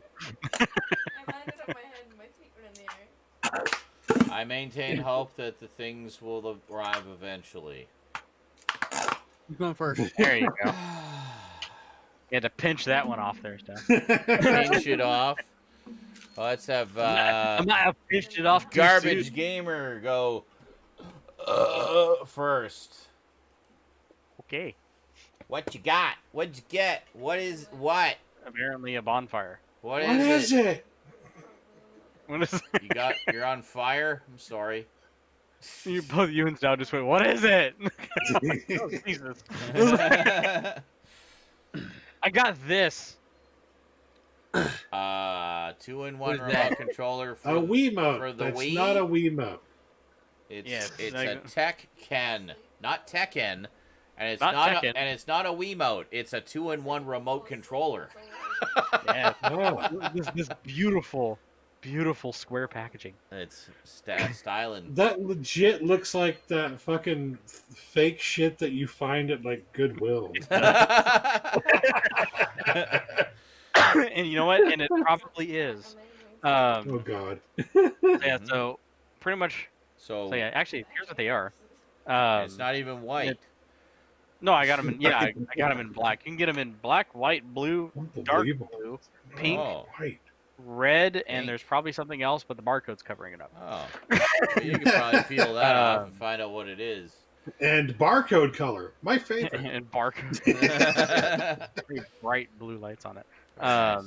But yeah, it's got some, you know, it's a Wii remote. I mean, the buttons are kind of yeah, but Well, pretty much- knockoff buttons are like that. I find they just feel Yeah. slightly off. but they'll work. Pretty My much what I'm dad doing says is they're just as good. Uh, pretty much it goes with the other thing that I ordered that didn't show up, which was supposed to be here. I'm not going to be at next week's SNI, so I might as well just tell you what it is. Okay, Uh, I'll be 'cause I have to- preemptively sad that you won't be here. Yeah, I know. I have work obligations. Is that an Um, Intellivision 2 over there? It is. Work. I just noticed the controllers. I'm like, I remember those controllers. A friend of mine had an Intellivision. Had that weird, like dial that you'd Yep. use. There's no joystick. It's just buttons and this dial that you'd use. It is to an move around. analog disc. It's like a D-pad, but without the buttons. Oh, Without the Jesus arrow. Christ! Ah. I was like, scary about it. Jesus. I looked at it, Was not expecting that. but, yeah. I'm surprised you just now. Wait a moment here. Thank you for the heart attack, JL. Let me catch my breath for a second. Sorry, you were Yeah. saying? I was gonna say, this has been on my desk for at least almost a month and a half now. Wow. I'm observant. Yeah, sure. But yeah, this was obviously for people who don't know. This is the first game system I ever owned. Oh, okay. Very nice. This is my introduction to video games. My friends had the previous model. It was the longer one with the Yes, the brown gray- and, The gray one. Well, not the gray one. The wood grain one. The wood grain one. Yeah, that's what it was. Yeah, it's all about the wood The grain. advantages to this one, to the original wood grain one, is the controllers are removable. Ah, yes. Whoa! See, I have the ColecoVision, which was very similar idea with the design. You could remove the controllers. It had the number pad, and then it had this little stubby joystick on it, and then it had buttons on the side as well, just like that. So Yes. it's cool. Actually, I have very, a- very Those similar. number pad ones. They just don't like the way they Actually, control hold on a second. The controller, the joystick wasn't a problem for me. It's always the numpad, like pressing. It felt gummy, you know. Yeah, they have a I weird had one of those. kind of feel to them. I like the Atari, the old Atari 2600. That was some Oh, fun dusty, shit. but You you Yeah. mean this controller? Yeah, yeah, basically like that. Yeah. This That's is the the one. ColecoVision. ColecoVision Flashback. It's the modern Okay. recreation. Ah, okay. But it does use the original molds and Yeah. stuff like that. Yeah, Little that's the dusty shape. over there a little bit. There it is. But yeah, same idea. Yeah, very similar, except controllers on the top instead of at the bottom. Or beds on the bottom instead of the top. Yep. But yeah, but much like the Intellivision, there would be like inserts for certain games. You could slide in to the number pad, and then it would give you different functions within the game. Yeah, this one doesn't have that. Yeah, they didn't put those in for their little remake thing. Oh, that sucks. Well, it's because they never made any overlays. For I the guess, little yeah, that makes sense. Yeah. When I actually have an Intellivision flashback. Okay. And they did do overlays. They did. Okay. I think Intellivision used it more as well. Like I don't recall a ton of games on the ColecoVision that used it. I don't know if you could. Yeah, see, there's the slot. Yeah, there's a little slot. You just slide it in there. Slides in. They boasted. And it made it even harder to push the buttons. It's just like this hard plastic thing, and you're trying to get to the star map. You know. It's like I remember when they announced that they were doing a flashback of the Intellivision, and they said that they went to Intellivision themselves and got the original molds and used the original actual molds to make the controllers and tried their best to recreate them, and all the way down to the overlays. They made them out of a really sturdy like plastic. Okay, we were literally talking. Jail says, "Hey, look, Scary Fox 64." Scary Fox? That's Scary Fox, all right. He says, I just realized, even though we talked about it for like many minutes. But oh anyway, God, it's scary. Oh my God. They made sure that also the games that it came with, it required overlays. Yes. They made them to the original spec of the original system. Yes. So what I do is, instead of, because I have a lot of original games with the original overlays. Oh, okay. Instead of using those, I use the Intellivision flashbacks, newer plasticky ones. Yeah, yeah. Those are the ones I bang on, and I use. Way more durable. Yeah. They're way more durable, and they fit. fit. You don't risk damaging the old ones. I think on Etsy you can find overlays for all your games too, if I'm not mistaken. Oh yeah, You can probably there was a print ton them of out, games that didn't honestly. overlays either. So Just like find one of my scans favorite of games, the Dreadnought Factor. Yeah. You know the Dreadnought Factor. Oh, yes. You can probably get like one of those home Doesn't need laminated overlays because it cards. really doesn't use the face buttons. Right, yeah. It uses the disc and the side buttons. Yeah. Right. Yeah. That's great. That's what most ColecoVision games were like as well. I like the disc. I had no problem with the disc. Like, Yeah, those people had buttons issues are with coming. the original one, but they really fixed it with the second one because they added a upward plastic lip. Yeah. Yeah. It's like around it. With the ColecoVision, a year or two in, they introduced what they called the Super Action Controller, which was it had like almost like a trigger, like a handle, like a sword handle almost that you would hold, and it had like a shield over the thing, and it had 4 buttons on the handle. I'm sorry. And then it had an actual joystick, like an arcade-style joystick on the top.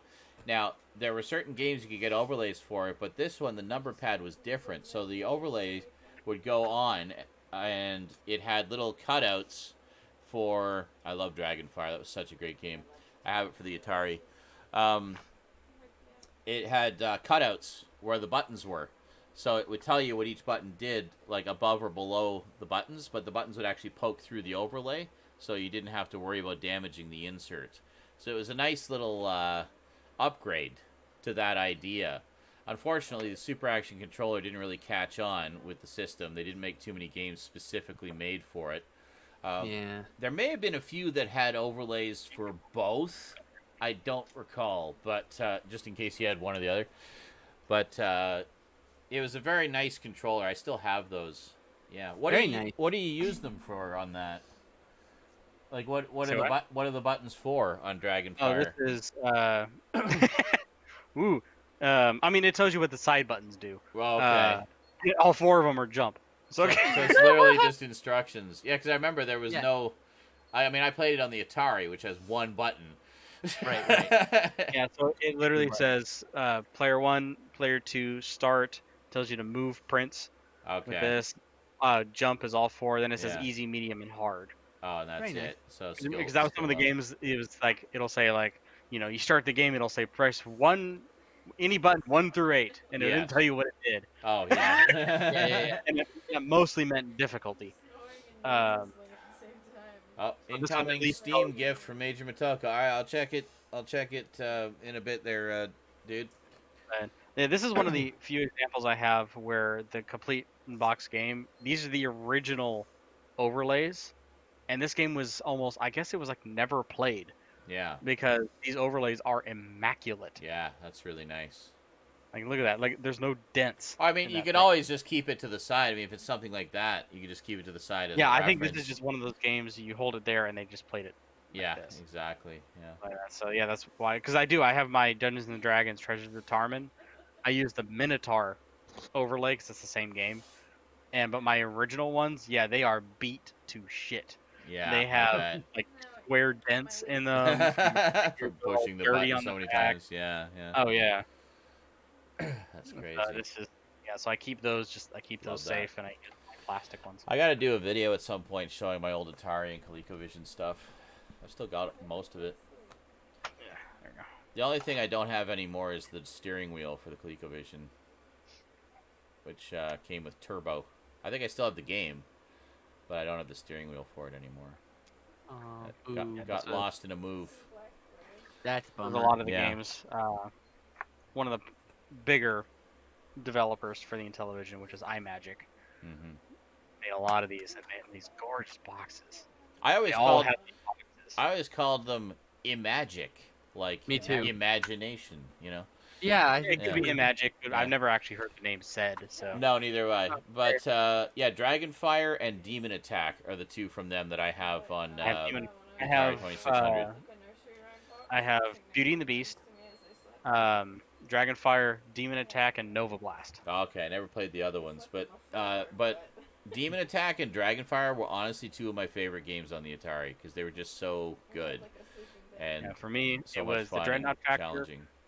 Beauty and the Beast, and I liked Treasures of Tarman, one of the Okay. D&D games, Yeah, because it was a first-person dungeon crawler. yeah, that was rare. Well, I think the first one of the first RPGs, like console-based RPGs, came out on the Intellivision, the Dungeons and Dragons one, wasn't it? Mm-hmm. Yeah, these are the Yeah. official. There was the Treasures of Tarman and Advanced Dungeons and Dragons. That's right. Yeah. And Advanced Dungeons and Dragons was not. It was actually a top-down Yeah. dungeon crawler. Right. But Treasures of Tarman was a first-person dungeon Yeah. crawler. That's rare. Yeah, that was very rare for the time. Like there was a couple 8-bit computers, like the 4A, the TI-99 4A, and I Mhm. think the ColecoVision had a version of it, Yeah. and so did I think the Commodore. It was interesting in that Netflix documentary Oh, yeah. seeing I flat out lied. how they talk. Oh, it does have the insert. Oh, there it is. Yeah, you can slide it in. There it is. Slot. It's on the Forgot it side. was a side slot. Yeah. I was sitting here as I was talking. I was looking at the controller, and I go, "There's a dent in the Yeah. side of Uh-huh. hell." That's where Oh, you put yeah. the thingy. It That's was right. interesting seeing the episode of that Netflix documentary, High Score, talking about RPGs. And I loved how they. Oh, yeah. I was especially giddy when they interviewed Richard Garriott, the creator of the Ultima games. I was like, "Oh my God, it's him!" I recognized him immediately as soon as he said, It's Lord "Welcome to Britannia." I was like, "Holy shit, it's Lord British himself!" They actually got an interview with him. That's amazing. But Yep. but yeah, it's great stuff. So anyway, sorry to hijack there for gaming Oh, no. history, but what's Very, the other very thing you're well. getting? So the other thing that I'm getting, and the reason why I'm getting them, is I'm getting something called a Dolphin Bar, Oh, okay. What's and it's that? pretty much it's a Wii sensor bar Mm-hmm. for your computer. That's Oh. Bluetooth. It has Bluetooth connectivity. Okay. So what you could do is you could connect Wii remotes to this Dolphin Bar, and you can run the Dolphin emulator and play Wii games as a real Wii. Well, isn't So that my- neat? So my plan is to have it both here and over here. I'm gonna put it on my arcade cabinet. Mm-hmm. So I'm gonna have games so I'll be able to play like Wii Sports Resort, That's cool. And the whole thing that spawned from this, I was watching, I forgot what video I was watching, but they were showing videos of Wii gameplay, and they were playing the game Mad World, Yeah. and I forgot how much fun that game. I'm like, fuck, I want to play that, but you really can only play the game with motion controls. Yeah. So I was doing some research, and I found this Tekken company, and I found some reviews for some notable YouTubers Mhm. saying that, these are knockoffs, treat them as knockoffs, but They're good. they're good. Yeah. They work. And also, they say Motion 2.1. These have the Wii Motion Plus built in, Okay. What's that? which is they added an extra peripheral to add another gyroscope, Okay. make it more accurate. Okay. That's cool. because there was a Wii Sports Resort and there was Wii Motion Plus Sports Resort, like a plus version. Yeah. They added like so you could do when you do like the stored thing, and More when you go like accurate. this, actually it's way more accurate. Yeah, that makes a big Uh, difference. So yeah, I wanted to make sure that it had even the knockoffs that had some form of Motion Plus. Yeah. Um, Cool. yeah, and these were like for these two and the nunchucks that come with them. I can see my reflection in your CRT screen. Oh, there you go. Doing. I thought you were mocking the. I just noticed. Emotions. Yeah, these were like $35. I'm in Oh, Star Fox Land. Actually, we all are. All of us are. No. But yeah, this is like $35 for 2 Wii remotes and 2 nunchucks, and then the Dolphin bar was like $25. Yeah. I'm like, shit, this is cheap as hell. Yeah. So, There you go. I looked at OEM real people selling like refurbished actual Wii remotes. Yeah, they were looking like $50-$60 for one. Yeah. Holy shit! Without a nunchuck and stuff like that. Mm-hmm. Must be because of the fucking pandemic. Oh, everything's Damn. ramped up because of the pandemic. I was surprised I Yeah. found these for as cheap as they did. Cool. So yeah, that was my pickup. Excellent. Thank you very much. That was wonderful and enlightening. Stoudman. Nom, nom, nom. What'd you get? I got some stuff from Hamilton Book. Is that a sandwich? Yes. What kind of sandwich is it? What The is it? remains, the remnants of a sandwich. Oh. Ham, cheese, lettuce? Turkey Turkey. and cheese and lettuce Very good. and mayo and mustard. What kind of lettuce? Romaine. Very good. What kind of bread? Wheat. Whole wheat? Whole wheat. Yeah, very good. Excellent. Sounds delicious. Now I want one. All right, so That guy approved. Hamilton Book had some pretty interesting stuff. I think this was $8. Yeah. Roadhouse. The Shout Select I need to version get that still. Very nice. I've never seen it. of Roadhouse. I never got the other Blu-ray of this. There was another Blu-ray of this, right? There's more than Maybe. one. Probably. Free, I think. Yeah. So I Very never got it. surprising. Never bothered to get it. I figured, yeah, Shout Select version of Roadhouse for $8. Definitely worth it. Roadhouse, the only movie Roadhouse. that says you can solve all your world's problems by kicking. Right? That's right. Then I got a Roadhouse. bunch of Olive Films titles that they had on there for like $6. I was like, what the? Okay. The Kid from Cleveland, which is a very like heartwarming. It's one of those movies, Wow. you know, it's cheesy as fuck, Rusty heartwarming. Tamblyn before he just went by Russ. That's Yes, crazy. Wow. because he's a kid in this. I know. Oh my But God. it's one of the things that really struck me about it is like one of the first movies that like actual MLB team stars in. I'm pretty sure, like according to what they say, like every single fucking member of the Cleveland Indians Mhm. at the time the movie was made starred in this film. All of them are in this film. So, Very nice. so like as somebody who has nostalgia for movies like Rookie of the Year, which stars like the Mariners at the time, including Ken Griffey Jr., the kid from Cleveland. I was interested in it just because of that, and because it was $6. I was like, no, never seen this movie. I'm gonna check it out. Very nice. And then I got Appointment with Crime. You may recognize one of the people in the movie. If you Well, look we would if closely. we could read it. There we go. William Hartnell. What? Yeah. What? William Hartnell. Heart now. Okay, I What? need that. Yes. He's like the Damn. main character in this, what they call like a British noir, apparently. Well, So fuck me. I need I was that. like, well, I'm going to get that. Yeah. I've been really curious Uh, to see some of his earlier stuff. Like, he played a lot of sergeants and heavies Yeah. and stuff like that, so... I really want to check out his work. Yeah, the first Just Doctor. based on the fact that William Hartnell was in it, I was like, yoink. Sold. Yeah, yeah. I have to check that out. How much was that one? It was $6 too, I think. Really? I'm pretty Wow. sure all these were $6. But usually, all of them is like $10 to $15 typically, so Yeah. Yeah, or not more. too bad, 18 sometimes. but not too good either. Anyway, Nobody here. The Ratings Game, a Danny DeVito film. He directed it. I've never seen it. No. I never even With his never wife, even Rhea heard of it. Perlman. Yeah, And apparently, So- it's devastatingly funny. that's what it says Yeah. right there. That almost looks like a Drew Struzan. $24. New. I mean, It still might not- be. It does look like it, right? Like his style. that Yeah. is all- yeah. I've never heard of this movie. I don't think I've So ever yeah, I heard of wanted it to check it either. out just based on the fact that I love Throw Mama from the Train. I am relatively Danny interested. DeVito's a great filmmaker and he's yeah. a great actor. Absolutely. If you zoom in, it's got his style, the with the edge, the Yeah. pencil, and the Yeah. way that it does the glow. I know what you mean. Yeah. I would not yeah. be surprised if this was Drew Struzan. Could be. Yeah, it's Yeah. 1000%. If it's not, I'd be shocked. Yeah. Honestly. Yeah. There was a few that kind of drew in a similar style, but Steal his bed tonight.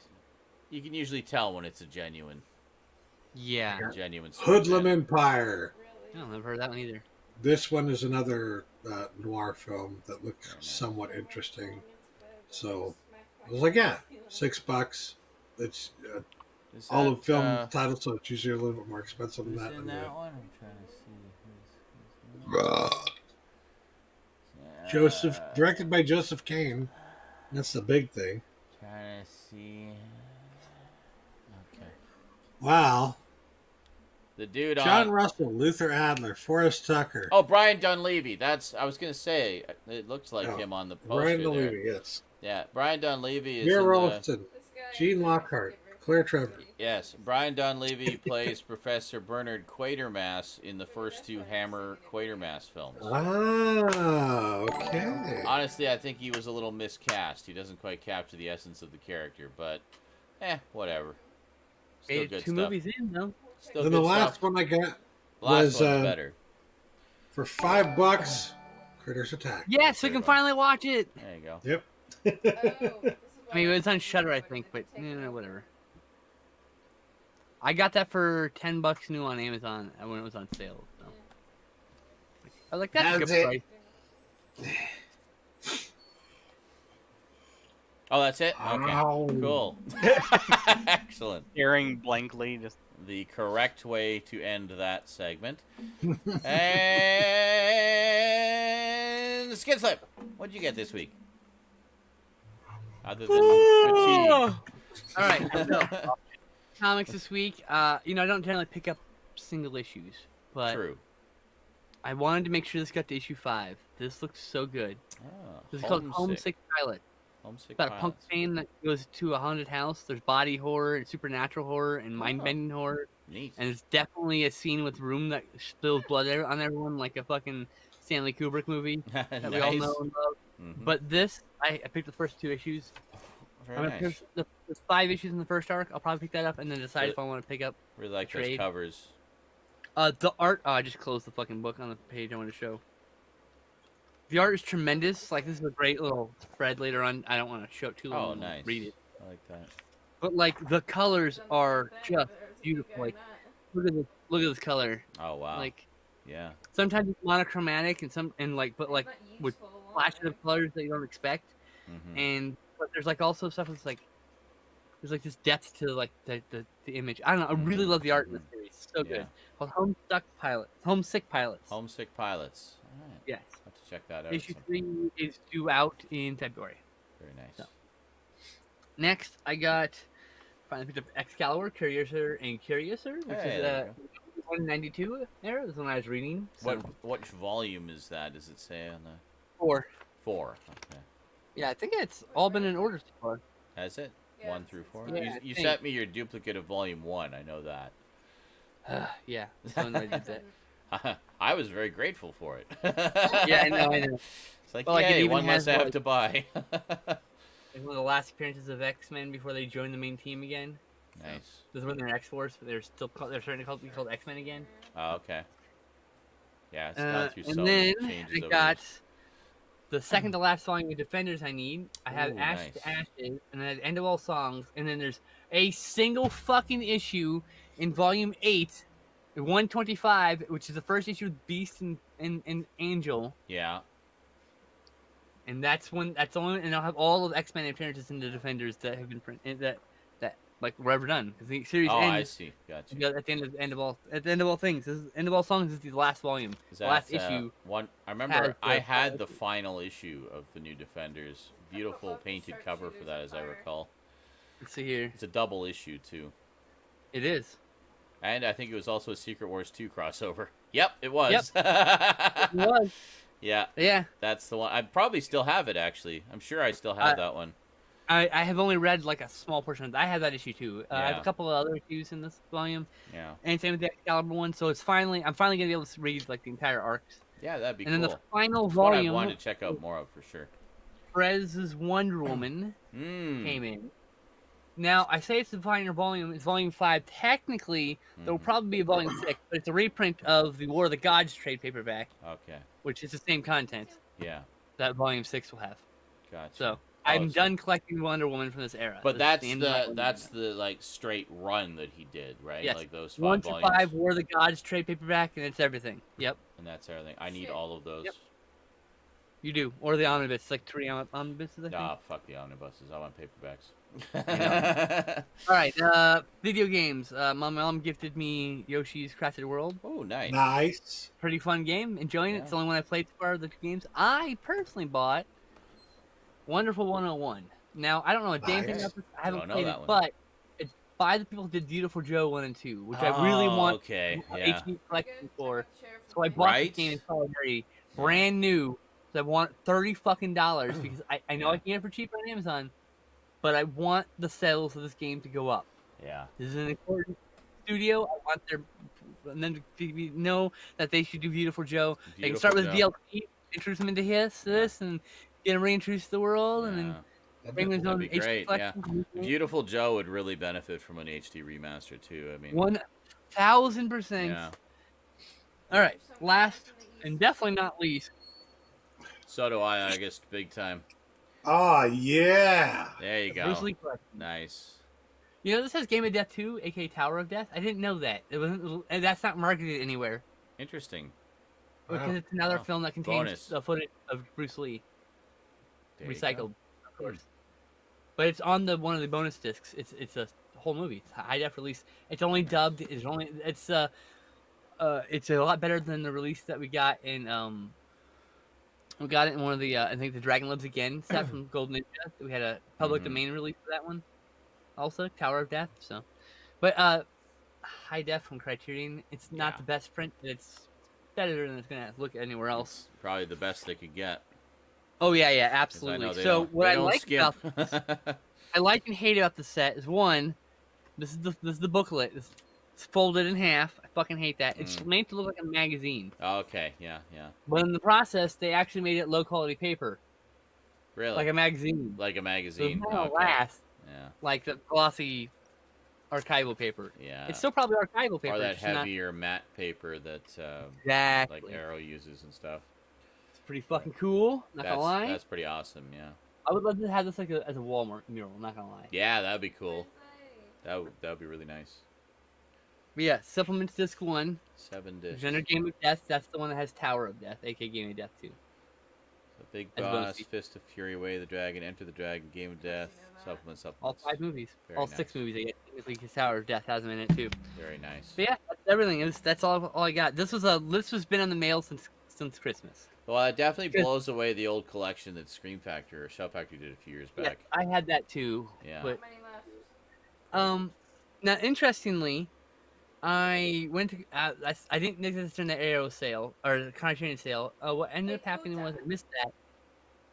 But I went online and this was like $90 or something on Yeah. Amazon. And like I found it for like 75 from Rareway, so I re-imported it from the UK back to America into my Uh-huh. hands for $15 less. I was like, that's a good price. That's a good Yeah. price. I'll take. Good old Rare Waves. Yeah. I'm waiting for a package from them too, actually. But Oh, man, I'm still waiting for 3 movies from them. yeah, but they Free come Jackie through. Chan. They come. It takes a while, but they come through. I've never had any Yeah, issues. I mean, with them. I don't get my orders canceled like deep discount. Yeah.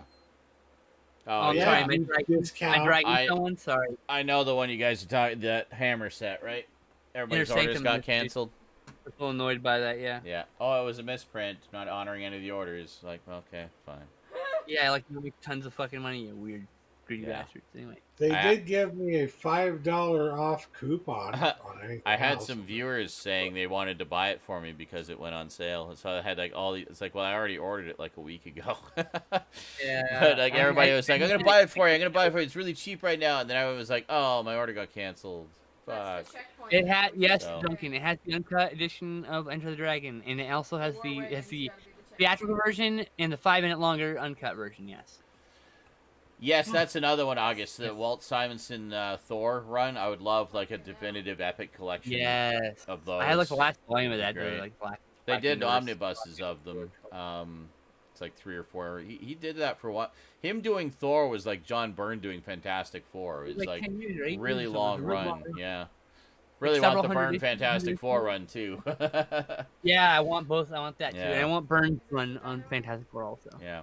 We did just get Byrne's very short but excellent run on the Incredible Hulk. In the I need to get that one too. Yeah. Yeah, so Going Gray or whatever. Going Gray, yeah. I had it pre-ordered, but I didn't have the money for it at the time, so I had to cancel it.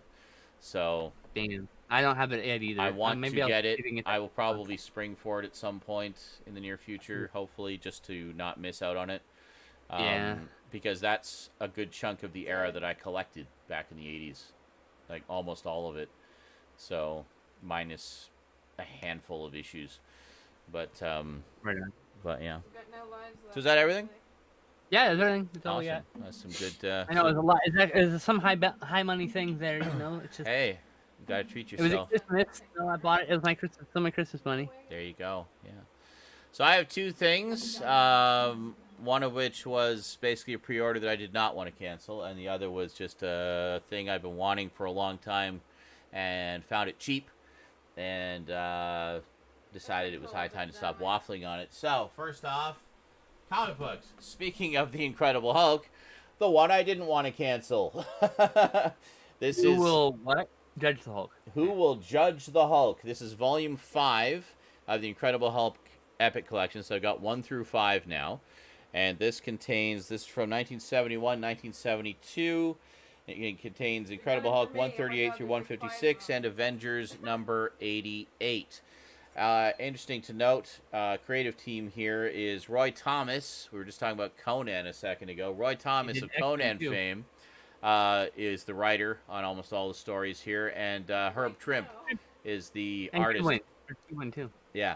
And then, interesting to note, the Avengers issue, Avengers number 88, features artwork by Sal Buscema, who would later become the regular artist on the Incredible Hulk and had quite a lengthy run on it, a good decade or so, I think. So I think this might actually be the first time he drew the Hulk that I recall. It was in that Avengers issue, so Oh wow. kind of cool to have that. And then the thing that I got that was cheap that I wanted to get because I'm pretty sure it's out of print now, and I really did not want to miss this because it's definitely a favorite of mine from the 80s, good old 80s cartoon, and conspicuously absent from my 80s cartoon collection for a very long time. The Inspector Gadget, the Inspector Gadget Mega Set. This is Just discovered that's Lupin spinoff. this kind of. It's more like Started. it's more as you know, kind of inspired by Get Smart, which is Well, in fact, it was actually called a Lupin something in the future or whatever, and it actually was. And then they didn't get the rights to it, and they changed everything on it. I was just reading about this, like literally. okay. Well, that may be how Which it is was pretty awesome originally. that why you like it so much? It's actually Yes. related to Lupin, oddly enough. Yes. Well, the original Arsène Lupin, which actually there's a news like live action series loosely inspired by the original French Lupin, not the anime. But It's anyway, confusing me. That earlier we were talking about that in the Discord earlier this week. anyway, So the Inspector Gadget Mega Set, I was saying, this is the package that arrived while I was doing the marathon earlier. And so I talked about it a little bit. I was amused by the fact that they did 86 episodes. Does anyone know why I was amused by the fact that it's 86 specifically? No. Specifically that number, the number 86? Nope. Anybody in the chat? No clue. Do you know? Nope. Nope. Well, nobody say anything. Okay.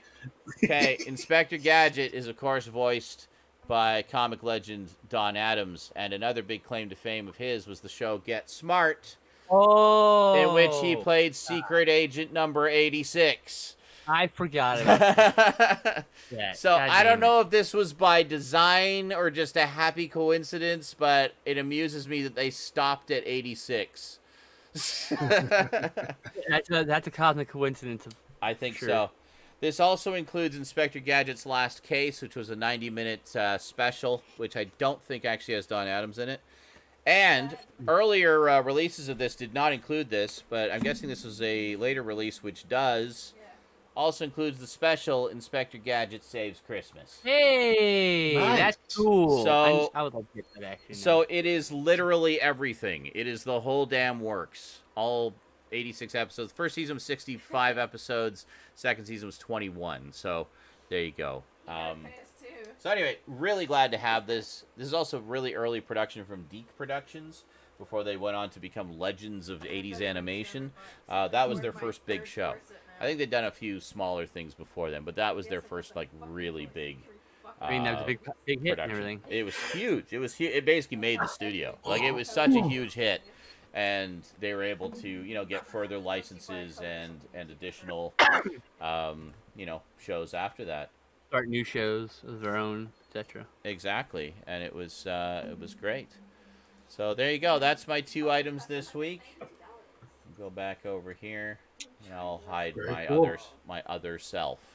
Oh my God, we're under the wire? What? We're getting there. Movies. We just gotta do movies, and then we can actually. We might actually end on time. Oh my God! I gotta go to the bathroom real quick. All right, I gotta get water real quick. And just go wet my whistle. I'll be right back. And we're gonna be just like that. It's like we're gonna end on time. We're gonna end on time. No, we're not. Again, South Park meme. Oh, we're gonna end on time, and we're not.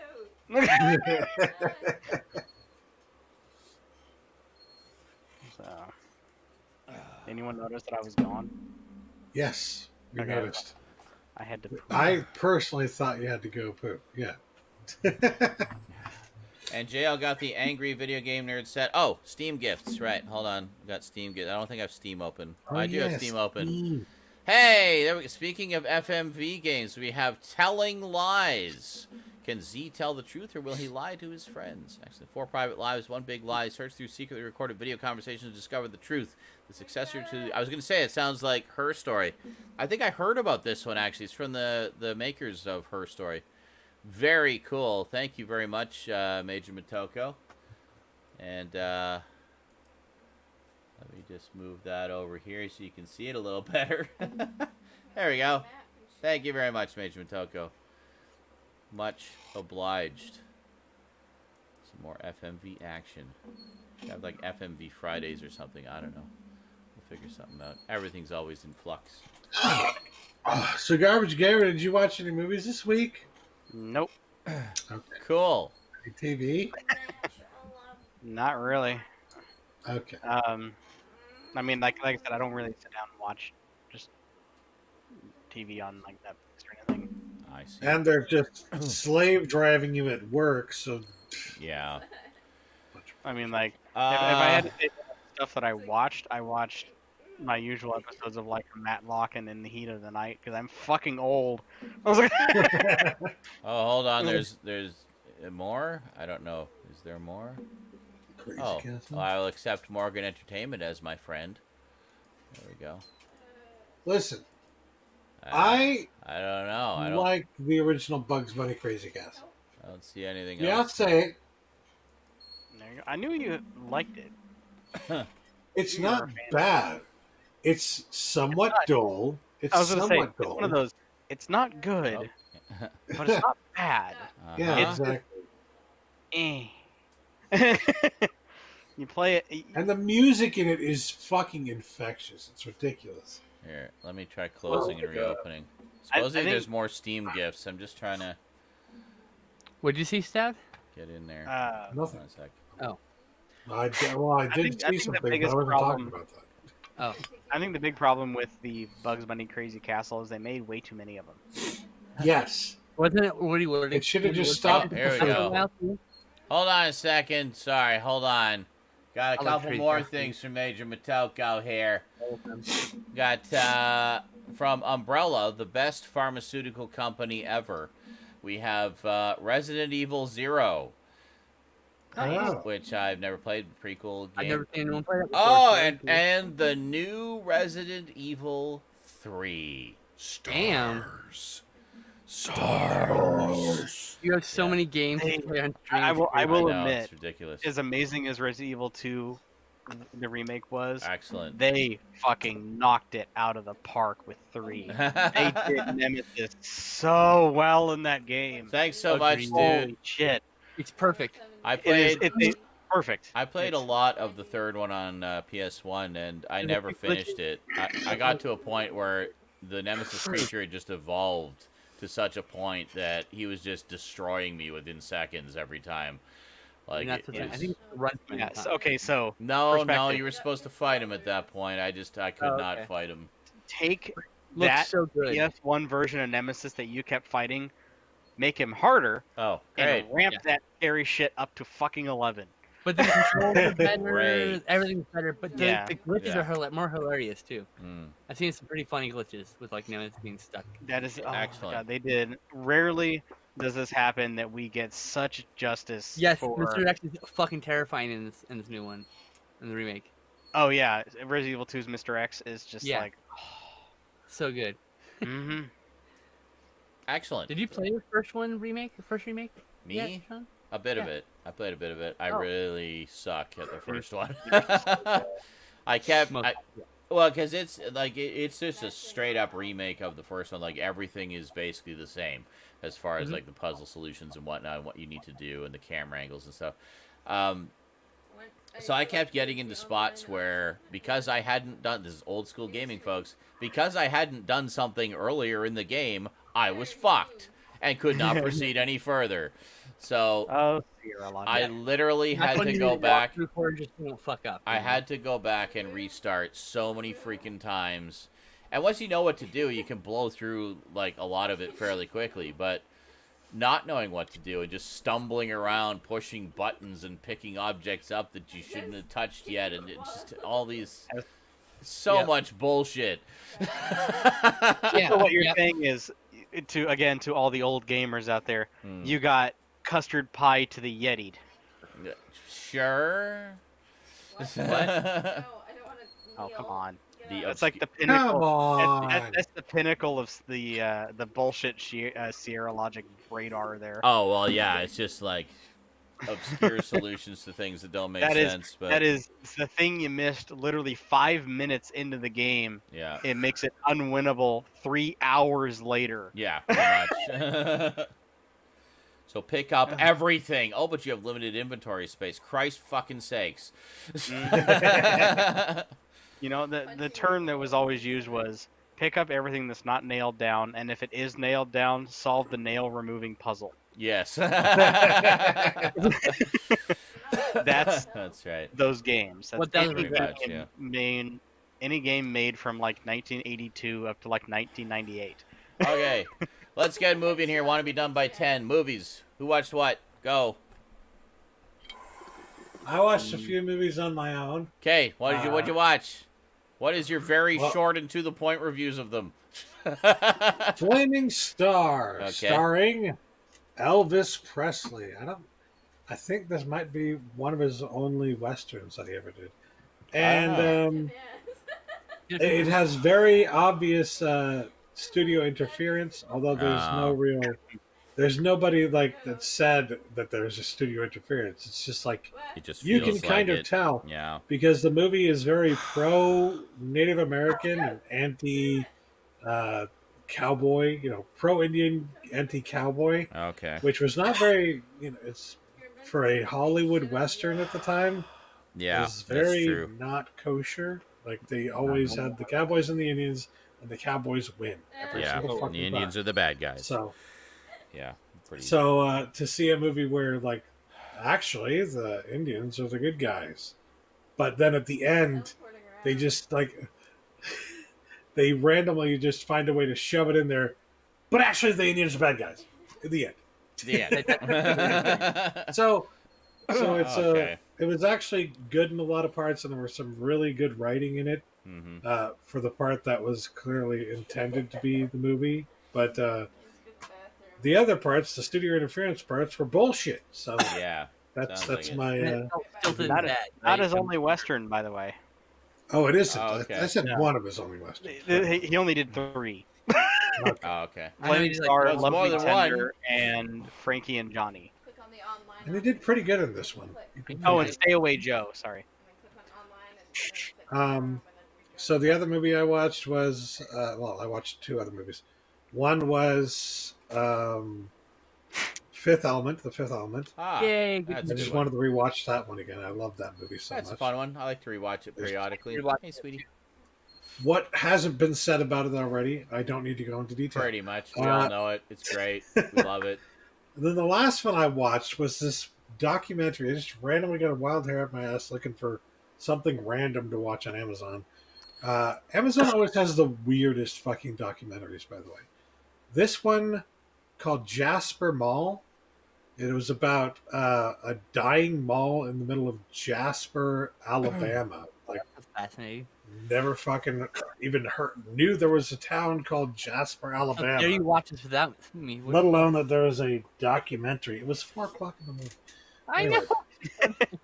I was asleep for sure.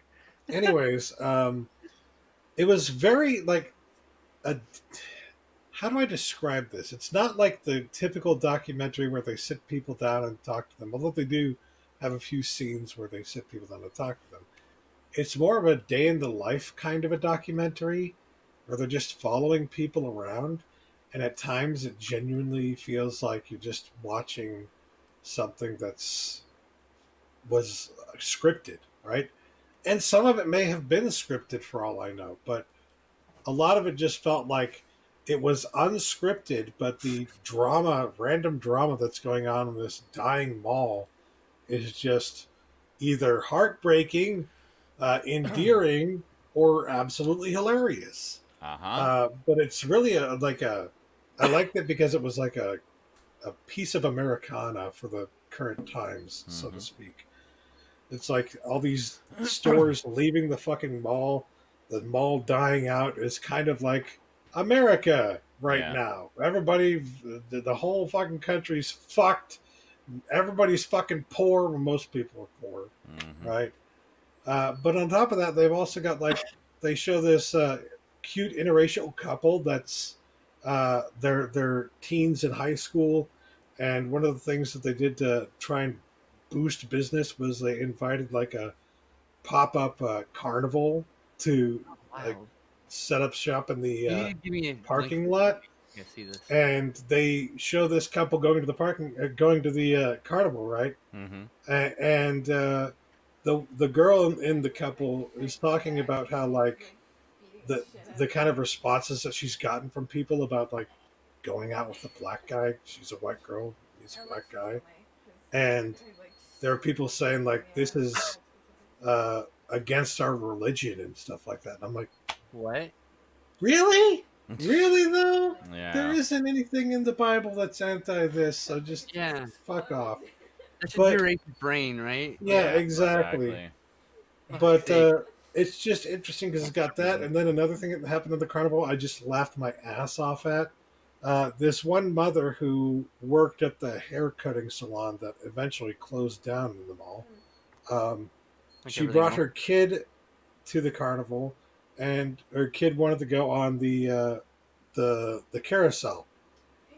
It's just a carousel, not that much to be scared about. But she gets up on the horse, and she looks okay at first, but then she's like, I don't know, I'm not comfortable up here, and I don't want to be on this ride anymore. And their mom's like, oh, come on, it'll be fine, you'll be fine. There's nothing scary about this, everything's fine. trying to calm her down. But being a like 4 or 5-year-old kid, she still freaks out and starts screaming and crying her eyes out. I'm gonna die! It was just, yeah. It's like at the same time as I was feeling bad, it's like I remember when when my nephew was. It made me remember when my nephew was like 6 or 7 or something like that. And he wanted to prove he was a big boy. So when we went to the fair, he wanted to go on the scary ride. And the second we went on the scary ride, of course, he just goes, yeah, doesn't look like scared, doesn't look at anything, right? So yeah, it's totally something that kids do that's just so cute and funny. And it's just like, opening day. Trying to be so brave. Thank you. I was afraid to go on them, and so my friends convinced me to go on Batman the Ride on opening day, and I rode the whole thing with my eyes closed, tightly shut, so I don't remember a damn thing about it. Okay. So yeah, very nice. It was an interesting documentary. I definitely recommend checking it out if you're bored and you just want something. What was it called again for those who were late to the party? Jasper Mall. Jasper Mall. All right, next. Sounds on good. Amazon. Gotta keep it moving here. Right. Anybody? Justin, did you see anything else? Is that everything? That is everything I watched by myself. Oh, okay. Cool. Eric, did you see anything? Nope. We already covered that. Okay. So, me and the girls, Angie and Chloe, watched This is Spinal Tap. This is the first time I've seen it in a long-ass time. Oh, that's a great movie. This was their first time seeing it, so it was... Nice. There's lots of uproarious laughter. Excellent. Yes. Oh, yeah. Classic. So I watched 5 movies in one day. So it started with This is Spinal Tap at fucking 6 in the morning. And then at like 11, I watched The Gamers, Darkness Rising, with Angie and Danny and Ace, or my D&D group. We decided to just watch a movie because we were all really tired. Cool. And then I was waiting for Stoud because he took forever that day. He didn't message us almost 9 o'clock. And then he still got interrupted as soon as we took our phone call. Of course. But like, I watched a movie called High Voltage, also known as Asian Cop, also known as Asian Cop High Voltage. Okay. It's a Donnie Yen film. He's a cop with High Voltage. It's got actually some really good action. I don't know. It was okay. Not very memorable. 6 out of 10 on that one. All right. Oh, Darkness Rising, by the way. Okay, so Darkness Rising is a shot on. I have to explain this one. It's a shot on video. A film, and it is from about 2006, I think, 2007, 2008, excuse me. And it's about this D&D group sitting down and role playing, and it's literally the DM talking, and then it cuts to inside the game, and all the actors are in outfits. Nice. And one of the scrawny guys, wears is playing a girl character, and so he every now and then it'll get cut. And then, when it comes back, he's actually the female character with his voice stuffed. Okay. All right. And then at one point, they literally tag out in the middle of the scene. Yeah. So it's like a running gag. That's and then funny. there's another gag. It's the bard. It's like Wiki's character in D&D. Yeah. And that's just the point. And so this one guy's like really wants to play a bard. Okay. And so he literally he owns a game store. He literally has his employees making him 50 character sheets because they keep dying. So he's literally like gets hit by townsfolk like coughing on him. He dies. The guy pulls out the fucking binder of character sheets. I can do this all night. Whips out another character sheet. Yeah. And another bard just jumps in the screen. Ha ha! Starts playing the same bard. I want to see this. This sounds hilarious. Really fun. It's on YouTube actually, but it's It's on YouTube. It's available elsewhere. And it's called The Gamers Darkness Rising. Darkness Rising. Yeah. Now this company did 2 more movies which are not available for free on YouTube, and Darkness Rising movies. And then they did 2 Demon Hunter films, and they did a bunch of Dungeon D&D inspired TV miniseries on their YouTube. Nice. You can go watch those on their YouTube. It's called Dead Peasants, I think is the name of their company. All right. There it is, The Gamers. Really high quality stuff. My favorite gag in the entire thing is all these dead bards, and a character has a cast, and he's vulnerable, but now there's just a wall of dead bards to hide behind. Because just so many bards have died in this one encounter. It's like jumping out of just dying everywhere. Oh god, this is such a great fucking movie. And this is like not even the funniest part. It's just my favorite part. There is a part in this that made my entire D&D group had to pause the movie because we were fucking wheezing. So like, this is such a good movie. You got to see this. High rates. Next, I watched A Jet Finally Stoud was available, and we watched a movie called Cub, which is a Belgian film, I think, from 2016. A Kickstarter film. It's a pretty cool horror movie, yeah. It's about these kids, these Boy Scout-esque people who go into the woods, and there's a feral kid and maybe something evil in the woods, and There's yeah, some evil in our woods. shit goes wild. It gets really fucking grimdark. It's good. Nice. Colin, you're gonna love this one. This What's is it really called? good. Cub Cub from 2016. Okay, Yep, cool. CUB Cub. I already queued It's up like that the- Gamers one. Oh, nice. Yeah, I'm probably gonna watch it tonight. Good shit. It used to be like really expensive on DVD. I think it's pretty cheap now. It used to be like $30 for fucking DVD. Like really? Wow. Back Anyway, in the day. then we watched the last drive-in edition of Tourist Trap. Okay. Did you have any thoughts about Tourist Trap? Classic film. I liked it, but it was definitely not great. It was good. It was like a 7 out of 10, right? But it's like, okay, I can see why this hasn't become like a popular, Oh my god. as popular as some of the other. Strange in some places. Yeah, And But, like strange, like some make you feel weird. there were definitely aspects to it that I really liked that had some feelings of the Texas Chainsaw Massacre kind of. And yes, I will be having him rewatch House of Wax eventually, so you can see that if you ignore the fact that it's supposed to be a remake of House of Wax, it's actually just a remake of Tourist Trap. Okay. It really is actually. That's like Unintentionally, essentially, it doesn't matter. It's the same beat. She's gonna make me watch that movie with Paris Hilton in it. it's like It's in how like 10 minutes of the fucking movie. You're fine. it's like how a It's lot of good. people call Battle Beyond the Stars a Star Wars ripoff, when it's actually a Magnificent Seven adaptation. Seven Samurai. Or Seven Samurai technically, yeah. Yeah, Seven ultimately, Samurai I in think- space, basically. Yeah. Yeah. Well, I think specifically Roger Corman wanted Seven Samurai, but it's the same thing. Yeah, yeah. You know, seven. Well, it's Cowboys like or literally samurais the or same. Yeah, exactly. But I'm surprised there hasn't been like a fantasy movie with that plot, with the seven like swordsmen or something. yeah.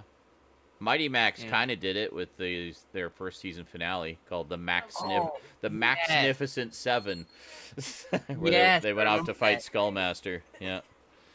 Next, then we tried to watch. Then we watched some. And then we watched Okay.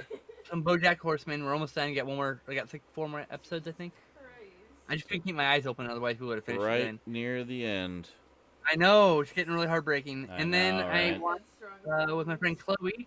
I watched Pan's Labyrinth again within like the same month because I showed it to her friend Angie. I need to get the And criterion then of that. I watched Mank Oh, 2020 finally watched Mank. Nice. with Sarah. Nice. Yeah, that was really good. What'd you think of that one? Yeah. And then with new girl Nessie, I watched Velocipaster. Velocipaster. Holy Oh shit, man, I have that in my Velocipaster watch list. was gold. Y'all remember Disco Exorcist? Vaguely. This is a big double feature with Disco Exorcist. I It's know so we much watched fun. it, Oh, but I yes. honestly don't remember a thing about it. We all laughed riotously through the entire I'm sure we thing. did. Being I'm sure we recording of it. did. Yeah. I remember But that. yes, it's so much fun. There's even a reference to Miami Connection at the last scene. So because of it, I was like, oh my That's good. god, Miami Connection. And Nessie's like, what's that? And like, it's a movie we're watching next. Yeah, yeah. And we scheduled for a few more days to watch it, and Yeah. that was today. Very nice. Anyway, then I did for Skinslip Secret Cinema, which is happening again this week. Let me see here. Yeah, every week you can watch movies with Skinslip on our Discord. She'll pick Yes. something obscure and fun from her collection. Maybe And not sure. I mean, it's just all over the place. Just whatever I feel like showing people. she'll pick whatever she Secret- wants, and you can watch along. Secret Cinema happens this week, or from now on from 8 p.m. on Thursdays, 8 p.m. Pacific, in our There you go. Discord. And all I have to do is just show up in the theater one. Just and show I'll up. be She playing streams the it movie. for you. It's shown in Yep. the Discord, so you Yeah, don't you have don't to have you don't have to bring yeah. the movie or anything. So There is a 25-seat minimum or maximum. I mean, there's a yeah, maximum. only 25 people. And Cram, if a Cram member jumps in, they'll randomly boot somebody Oh, so because they have priority. so be warned. Cram, yeah, Cram. Just like a people have theater, priority. so it's like a small indie theater. It is. It's basically. literally a 25-seat theater. Yeah. I have The owner- often The so owner what I comes usually in, your do ass is gone. at 8 p.m. sharp. I will be playing a trailer reel, about 10 to 20 minutes of trailers, Yeah. usually relevant to the movie we're watching, and then the movie will start. There you go. So you have time to get popcorn, get set up, show up late, since I know a lot of you are fashionably late, Yeah. or you get home from work late, or whatever. Excellent. So, we run about 15 minutes after the hour, and the movie will actually start, and then Sounds like fun. come hop in. That's So every week, Deadly Thursdays, Force, 8 which p.m. is Pacific. which was a Rutger Hauer, a Wings Hauser starring. I get vehicle. those two He's names mixed up all the freaking time. Like I know. That's the first time I've done that, actually. Yeah. It's the Hauer and Hauser. I always think Yeah. they're the same person, and no, they're not. In the first 15 minutes, Wings Hauser's shirtless, so you've got your money's worth here. But Fucking you A. actually get Wings Hauser's bare naked wet ass in the shower and fucking. He's Well both then. those things. Wings Hauser plays it with the loose cannon cop in this movie. Yeah. Okay, stereotypical cop movie, really fun. It was a solid 6 out of 10. You will enjoy this movie. Scream Factory put it out. Hmm. In fact, Deadly Force, 1983. Very Next, nice. I watched another Donnie Yen film. Donnie Yen film. He's a guest star in the movie. City of Darkness, aka Dark City, aka Black City, from 1999. Another kung fu film. This one was the fight scenes were significantly less good in this film. This is a solid 6 out of 10, but I would say unless you're a hardcore fan, you should probably pass on this one. Okay. To be really honest. Next, I watched After Midnight that same night, like a crazy person. So movie 6, if you're keeping count. Uh-huh. I watched Escape from the Insane Asylum, aka Night of Terror from 1986, a shot-on-video horror film. Very nice. 2 out of 10. I was fighting to stay wow. awake. It was dull. Mm, It was. it bores you. It looked like it was shot on like whatchamacallit, on like soap opera sets. Yeah. But everyone had like stage makeup, so everyone had like makeup that was like really caked on. Oh, yeah. And then there is just random footage from Silent Scream, a different movie that owned by the same company, just spliced in, and it looks noticeably bad and dark. And then there's scenes in this movie that are bad and dark, and Yeah. it's just dull. It's really kind of dull. It's supposed to be a psychological thriller, but instead it's a psychological challenge to get through. Yes. Sounds terrible. Yes, it was very terrible. Next, I watched Planet of the Vampires, 1965, Mario Bava with my Oh, okay. with my new friend Madeline. That's at least somewhat classic. Yes, we watched Deep Red prior, and then we watched Planet of the Vampires. Love Deep Red. They're trying to knock out 30 movies from each year Okay. of films, so like each decade. So like Interesting. we're working on the 60s, and I've got a bunch of 60s movies. So I'm like, yeah, let's do that one. Let's do that one. Very cool. A lot of good stuff That's in the 60s. 7 out of 10. Lavish sets, beautiful lighting. Oh my god, it's a fucking spaceship full of chads. You gotta see the pop color madness. It's good Yeah, fucking movie. I I think need to get Dad that one. watched it, if I remember correctly. Dad, we watched that together, right? Stout. What movie? Yeah. What? Planet of the Planet Vampires? of the Vampires. Mario Bava. I think so. Yes. Okay. Next, Maybe. I don't remember. today with my friend Chloe, I watched Alligator for 1980. By the way, this is my first time seeing this movie in 20 fucking years. I had only vague memories of 2 scenes. This movie holds up so well. Alligator, I don't know why this doesn't have a Blu-ray yet. This is a 7 out of 10. Solid jaws rip off. Crocodile jumping through the pavement scene is just amazing because it's in the trailer. I'm not spoiling anything. Totally worth it. At some point, there's just a really cute baby alligator that's like very scaled very largely to a miniature walking down the street. It'll make you cackle. But the rest of the movie's so good. Oh right, What's I it see called it. I also watched with Nessie Miami Connection 1987. So Very good. What was There that you other go. movie called again? I actually am interested in it. Alligator. Okay. All right. Yeah, trust me. We will go. I will show you that to you. Is that I can broadcast. is that everything? Yeah, that's everything. Okay. You With watch detailed so many notes. movies in a week. I'm sorry. All I'm right. sorry I'm popular and have lots of friends who watch movies with me. Yeah, Jeez. great. Just rubbing my loneliness more, please. You have 2 minutes to Anyway. get through what you watched. Go. Go. Well, let me see here. I finished watching Tuca and Birdie, which I talked about a little bit last week, Absolutely loved it. What a delightful, charming, and at times heartbreaking and incredibly relatable show. Yeah, if you liked BoJack, you'll probably like Tuca and Birdie, but do not expect it to be the same. But it will have a lot of the same appeal because it deals with some of the similar issues like anxiety and neuroses and overthinking things and whatnot. And it's just wonderful. It's a wonderful show, and I'm really glad that it's getting a second season from Adult Swim later this year. Then I started watching The History of Swear Words, but I just wasn't really in the right mood for it. I wanted something a little different, so put that one on hold for now. It is great seeing Nicolas Cage scream "fuck" at the top of his lungs at the start of the first episode, but and it actually looks like a genuinely interesting series about the creation and origin and whatnot. It goes into a lot of the urban myths about what swear words, what people think was the origin of swear words, but is actually wrong. And then they get into like actual, the actual origins and whatnot. So they have like linguists and there's people who dedicate their whole careers to studying the origins of swear words and things like that, and just their sort of cultural impact and whatnot. So I watched about half of the first episode, which is all about fuck. And it looks really good. It looks like a genuinely interesting documentary, but also kind of silly fun because it's hosted by Nicolas Cage. So anyway, and he yells fuck at the top of his lungs, so I'm sold. And he yells fuck. Well, he's talking about the different uses of it, and one of them is to just scream it at the top of your lungs in rage and frustration. And I've done it before, and it really Exactly. doesn't feel better, oddly enough. Yes, it does. It's very, very cleansing. Could honestly win. Yeah, so anyway, it looks really good, and I'm looking forward to watching the rest of it. But then I got sucked into... Yes, thank you. Oh, We won't be that far over. I don't have too much to go through. I didn't watch very many movies this week. I mostly watched Netflix stuff. Then the other thing I watched was that I kept seeing this documentary being advertised about the history of video games called High Score, and so I started watching that. And Garbage Gamer and I were talking about this a little bit earlier in the not pre-show. Absolutely fascinating. Like, I mean, I know a lot about the history of video games to begin with, but there was stuff in this that even I didn't know.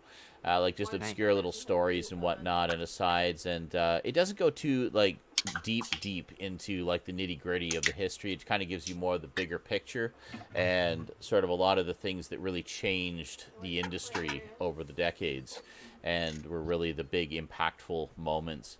And so it's really interesting stuff. I'm in the middle of I think I just finished the episode, which was all about how Sega came along with the Sega Genesis to take on Nintendo and what their whole they talked to the guy who devised their marketing plan and how they devised their attack plan because they were taking on the juggernaut of console gaming at the time.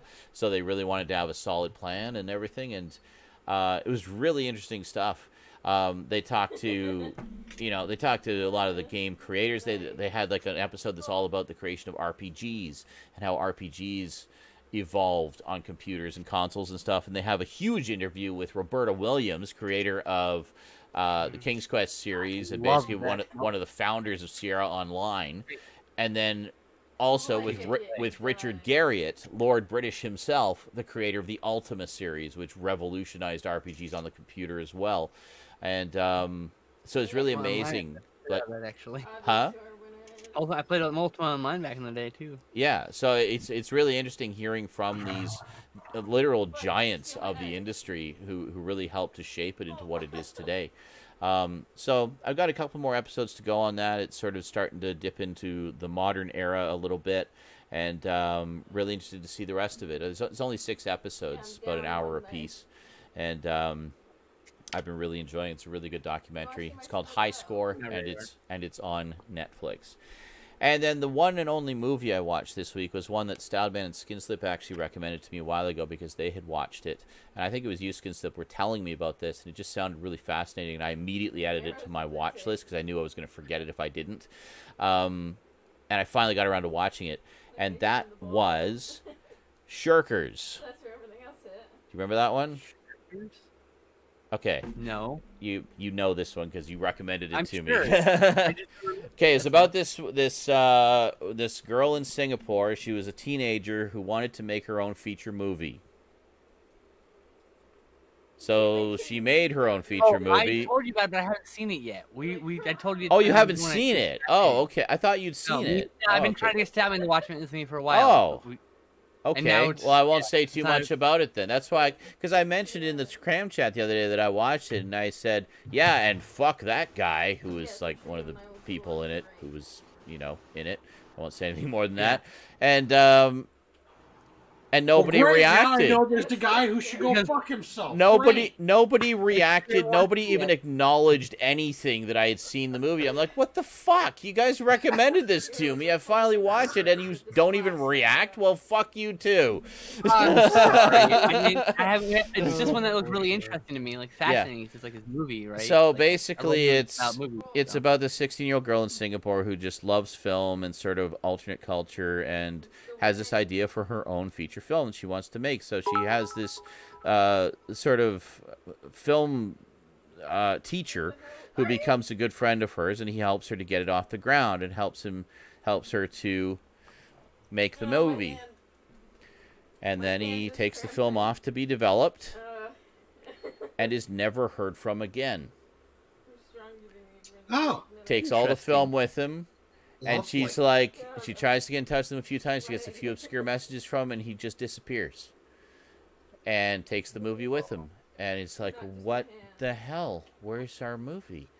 You know, it was all filmed. It was done. And that's just the tip of the iceberg of the weirdness. So it's basically a documentary about her 25-year journey of trying to get her film back. And all of the things she learned about life and people and film along the way, and talking about how this experience could have really changed cinema in Singapore if it had been done when it was done, and talking to all the people around who were involved in the film that you could get a hold of and what their experience was, how it affected, changed, and impacted their lives. So this wasn't just like some little movie that they'd done. It's like it touched the lives of everybody around them and set a lot of people on their career paths. You know, it was like this huge experience for everybody. I do. And I'm sweating a lot right now. this guy just like took the footage and ran. So it could never be seen until now. Yeah, we've been on my list to watch for a while. Yeah. It sounds fascinating. So yeah, that was it. It was on my list because you guys had mentioned it to me, and I was just like, well, I should finally watch that so I can talk about it with my friends who have also seen it. I mean, the guy who directed Jasper Mall also directed the Glow documentary, like Glorious Ladies of Wrestling, and the Rockafire Explosion this is such a documentary. different. Oh, Rockafire This is such a Explosion! different I love the documentary Rockafire from Explosion.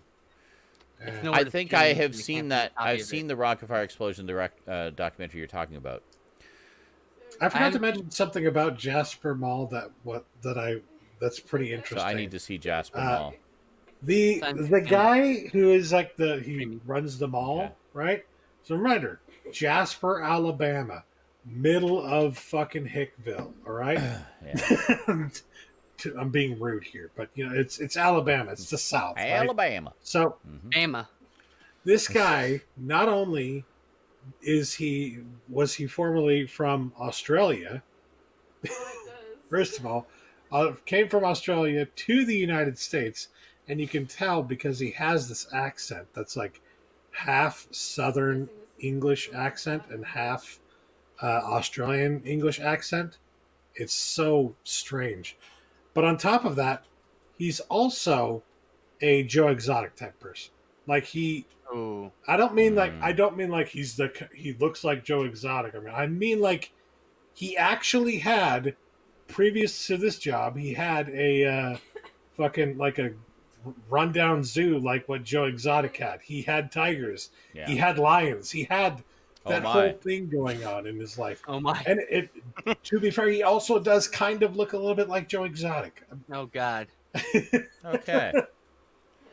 So it's just like this guy now runs a dying mall. How the mighty have fallen. So that's That what I watched. Rockfire Explosion, by the way, it's not streaming anywhere. It's $100 on disc. Oh wow. God damn. Yeah, You and sure? then I there's no thought it fucking was- Swedes in the torrent, so I can't even fucking find any goddamn copy anywhere. I'm just Wait. desperate to see the fucking documentary. Wait a minute. And they were streaming Wait, anywhere. wait, I fucking paid for the service. I swear to fuck, I watched it on YouTube. God, I got straight horse. Oh, I hadn't even looked on YouTube, You honestly. should check that. I am that is sure one that's thing. where I watched it, and I'm sure it's got to be the documentary I you're always talking forget to about. check YouTube Because, when I it's know. hold available on, anymore. because how many fucking people are going to do documentaries about the Rockefeller explosion? Let's be honest here. One, I and found that's it. got to Look be at the that. one. Damn. I found it. Yes, watch it. It's wonderful. It's It's added to the so- queue. I've got like 10 videos open here. that's good. I gotta watch them all. I have to go through the dungeon synth the depths first. But yeah, I've got I the 3 shot-on-video fantasy films from the 80s, and we're gonna watch all of them. I went down a little bit of a rabbit hole of Rockefeller explosion stuff. You know, the guy who created them still does things with the animatronics. He does like private shows and birthdays and stuff. And Wow. he was the voice of several of the characters, actually almost all of the characters, I think. Very, very talented, creative guy.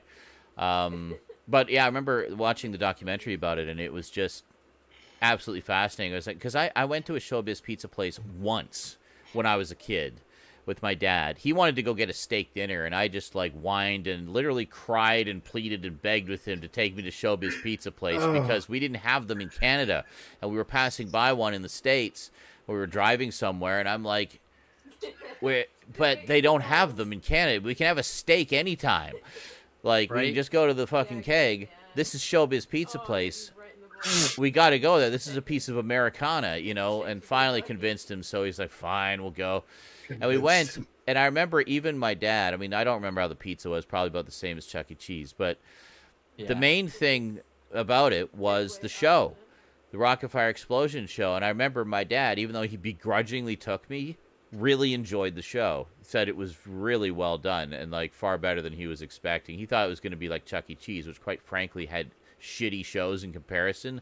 The best part of Chuck E. Cheese was the little side rooms you would go to that featured one character that was a lot more animated. I remember one, there was a lion called the King who would do Elvis impersonations. You can find videos of them. Someone actually got one of the animatronics and the original tapes and did recordings of all the old shows. You can find that on YouTube as well. There's quite a rabbit hole you can go down with these old animatronics I mean, shows. I've done it for Chuck E. Cheese characters a long time ago.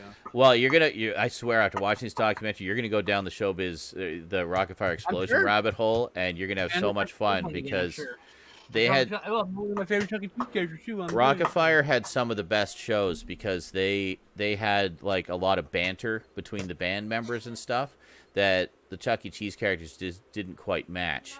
And they had a lot less banter. yeah, Definitely lower budget. it was more like Yeah, I had nostalgia for it personally. So. But how do they compare yeah, to the same here Possum because in that's the what I Goofy went movie? to as a kid. But in terms of just the sheer quality of the animatronics show, Rockefeller Explosion blows them all out of the water. Goofy movie makes you know? a reference to that, to the Rockefeller explosion. Yeah. In it. So yeah, check it out. I'd be curious to. I'm sure you're going to enjoy it. It's really good. I'm sure. And It's on the queue. One extreme and you'll go down the rabbit hole like I did, and you'll have so much fun doing so. Anyway. Yep. I I think that's the show. I think that is it. So we're not too late. Cool. Good. Now I can finally make But food. we are just late enough that I could mark it. No. That's correct. Yeah. I need to Anytime get some else. food. I haven't eaten anything today, so yeah, it's one of those days.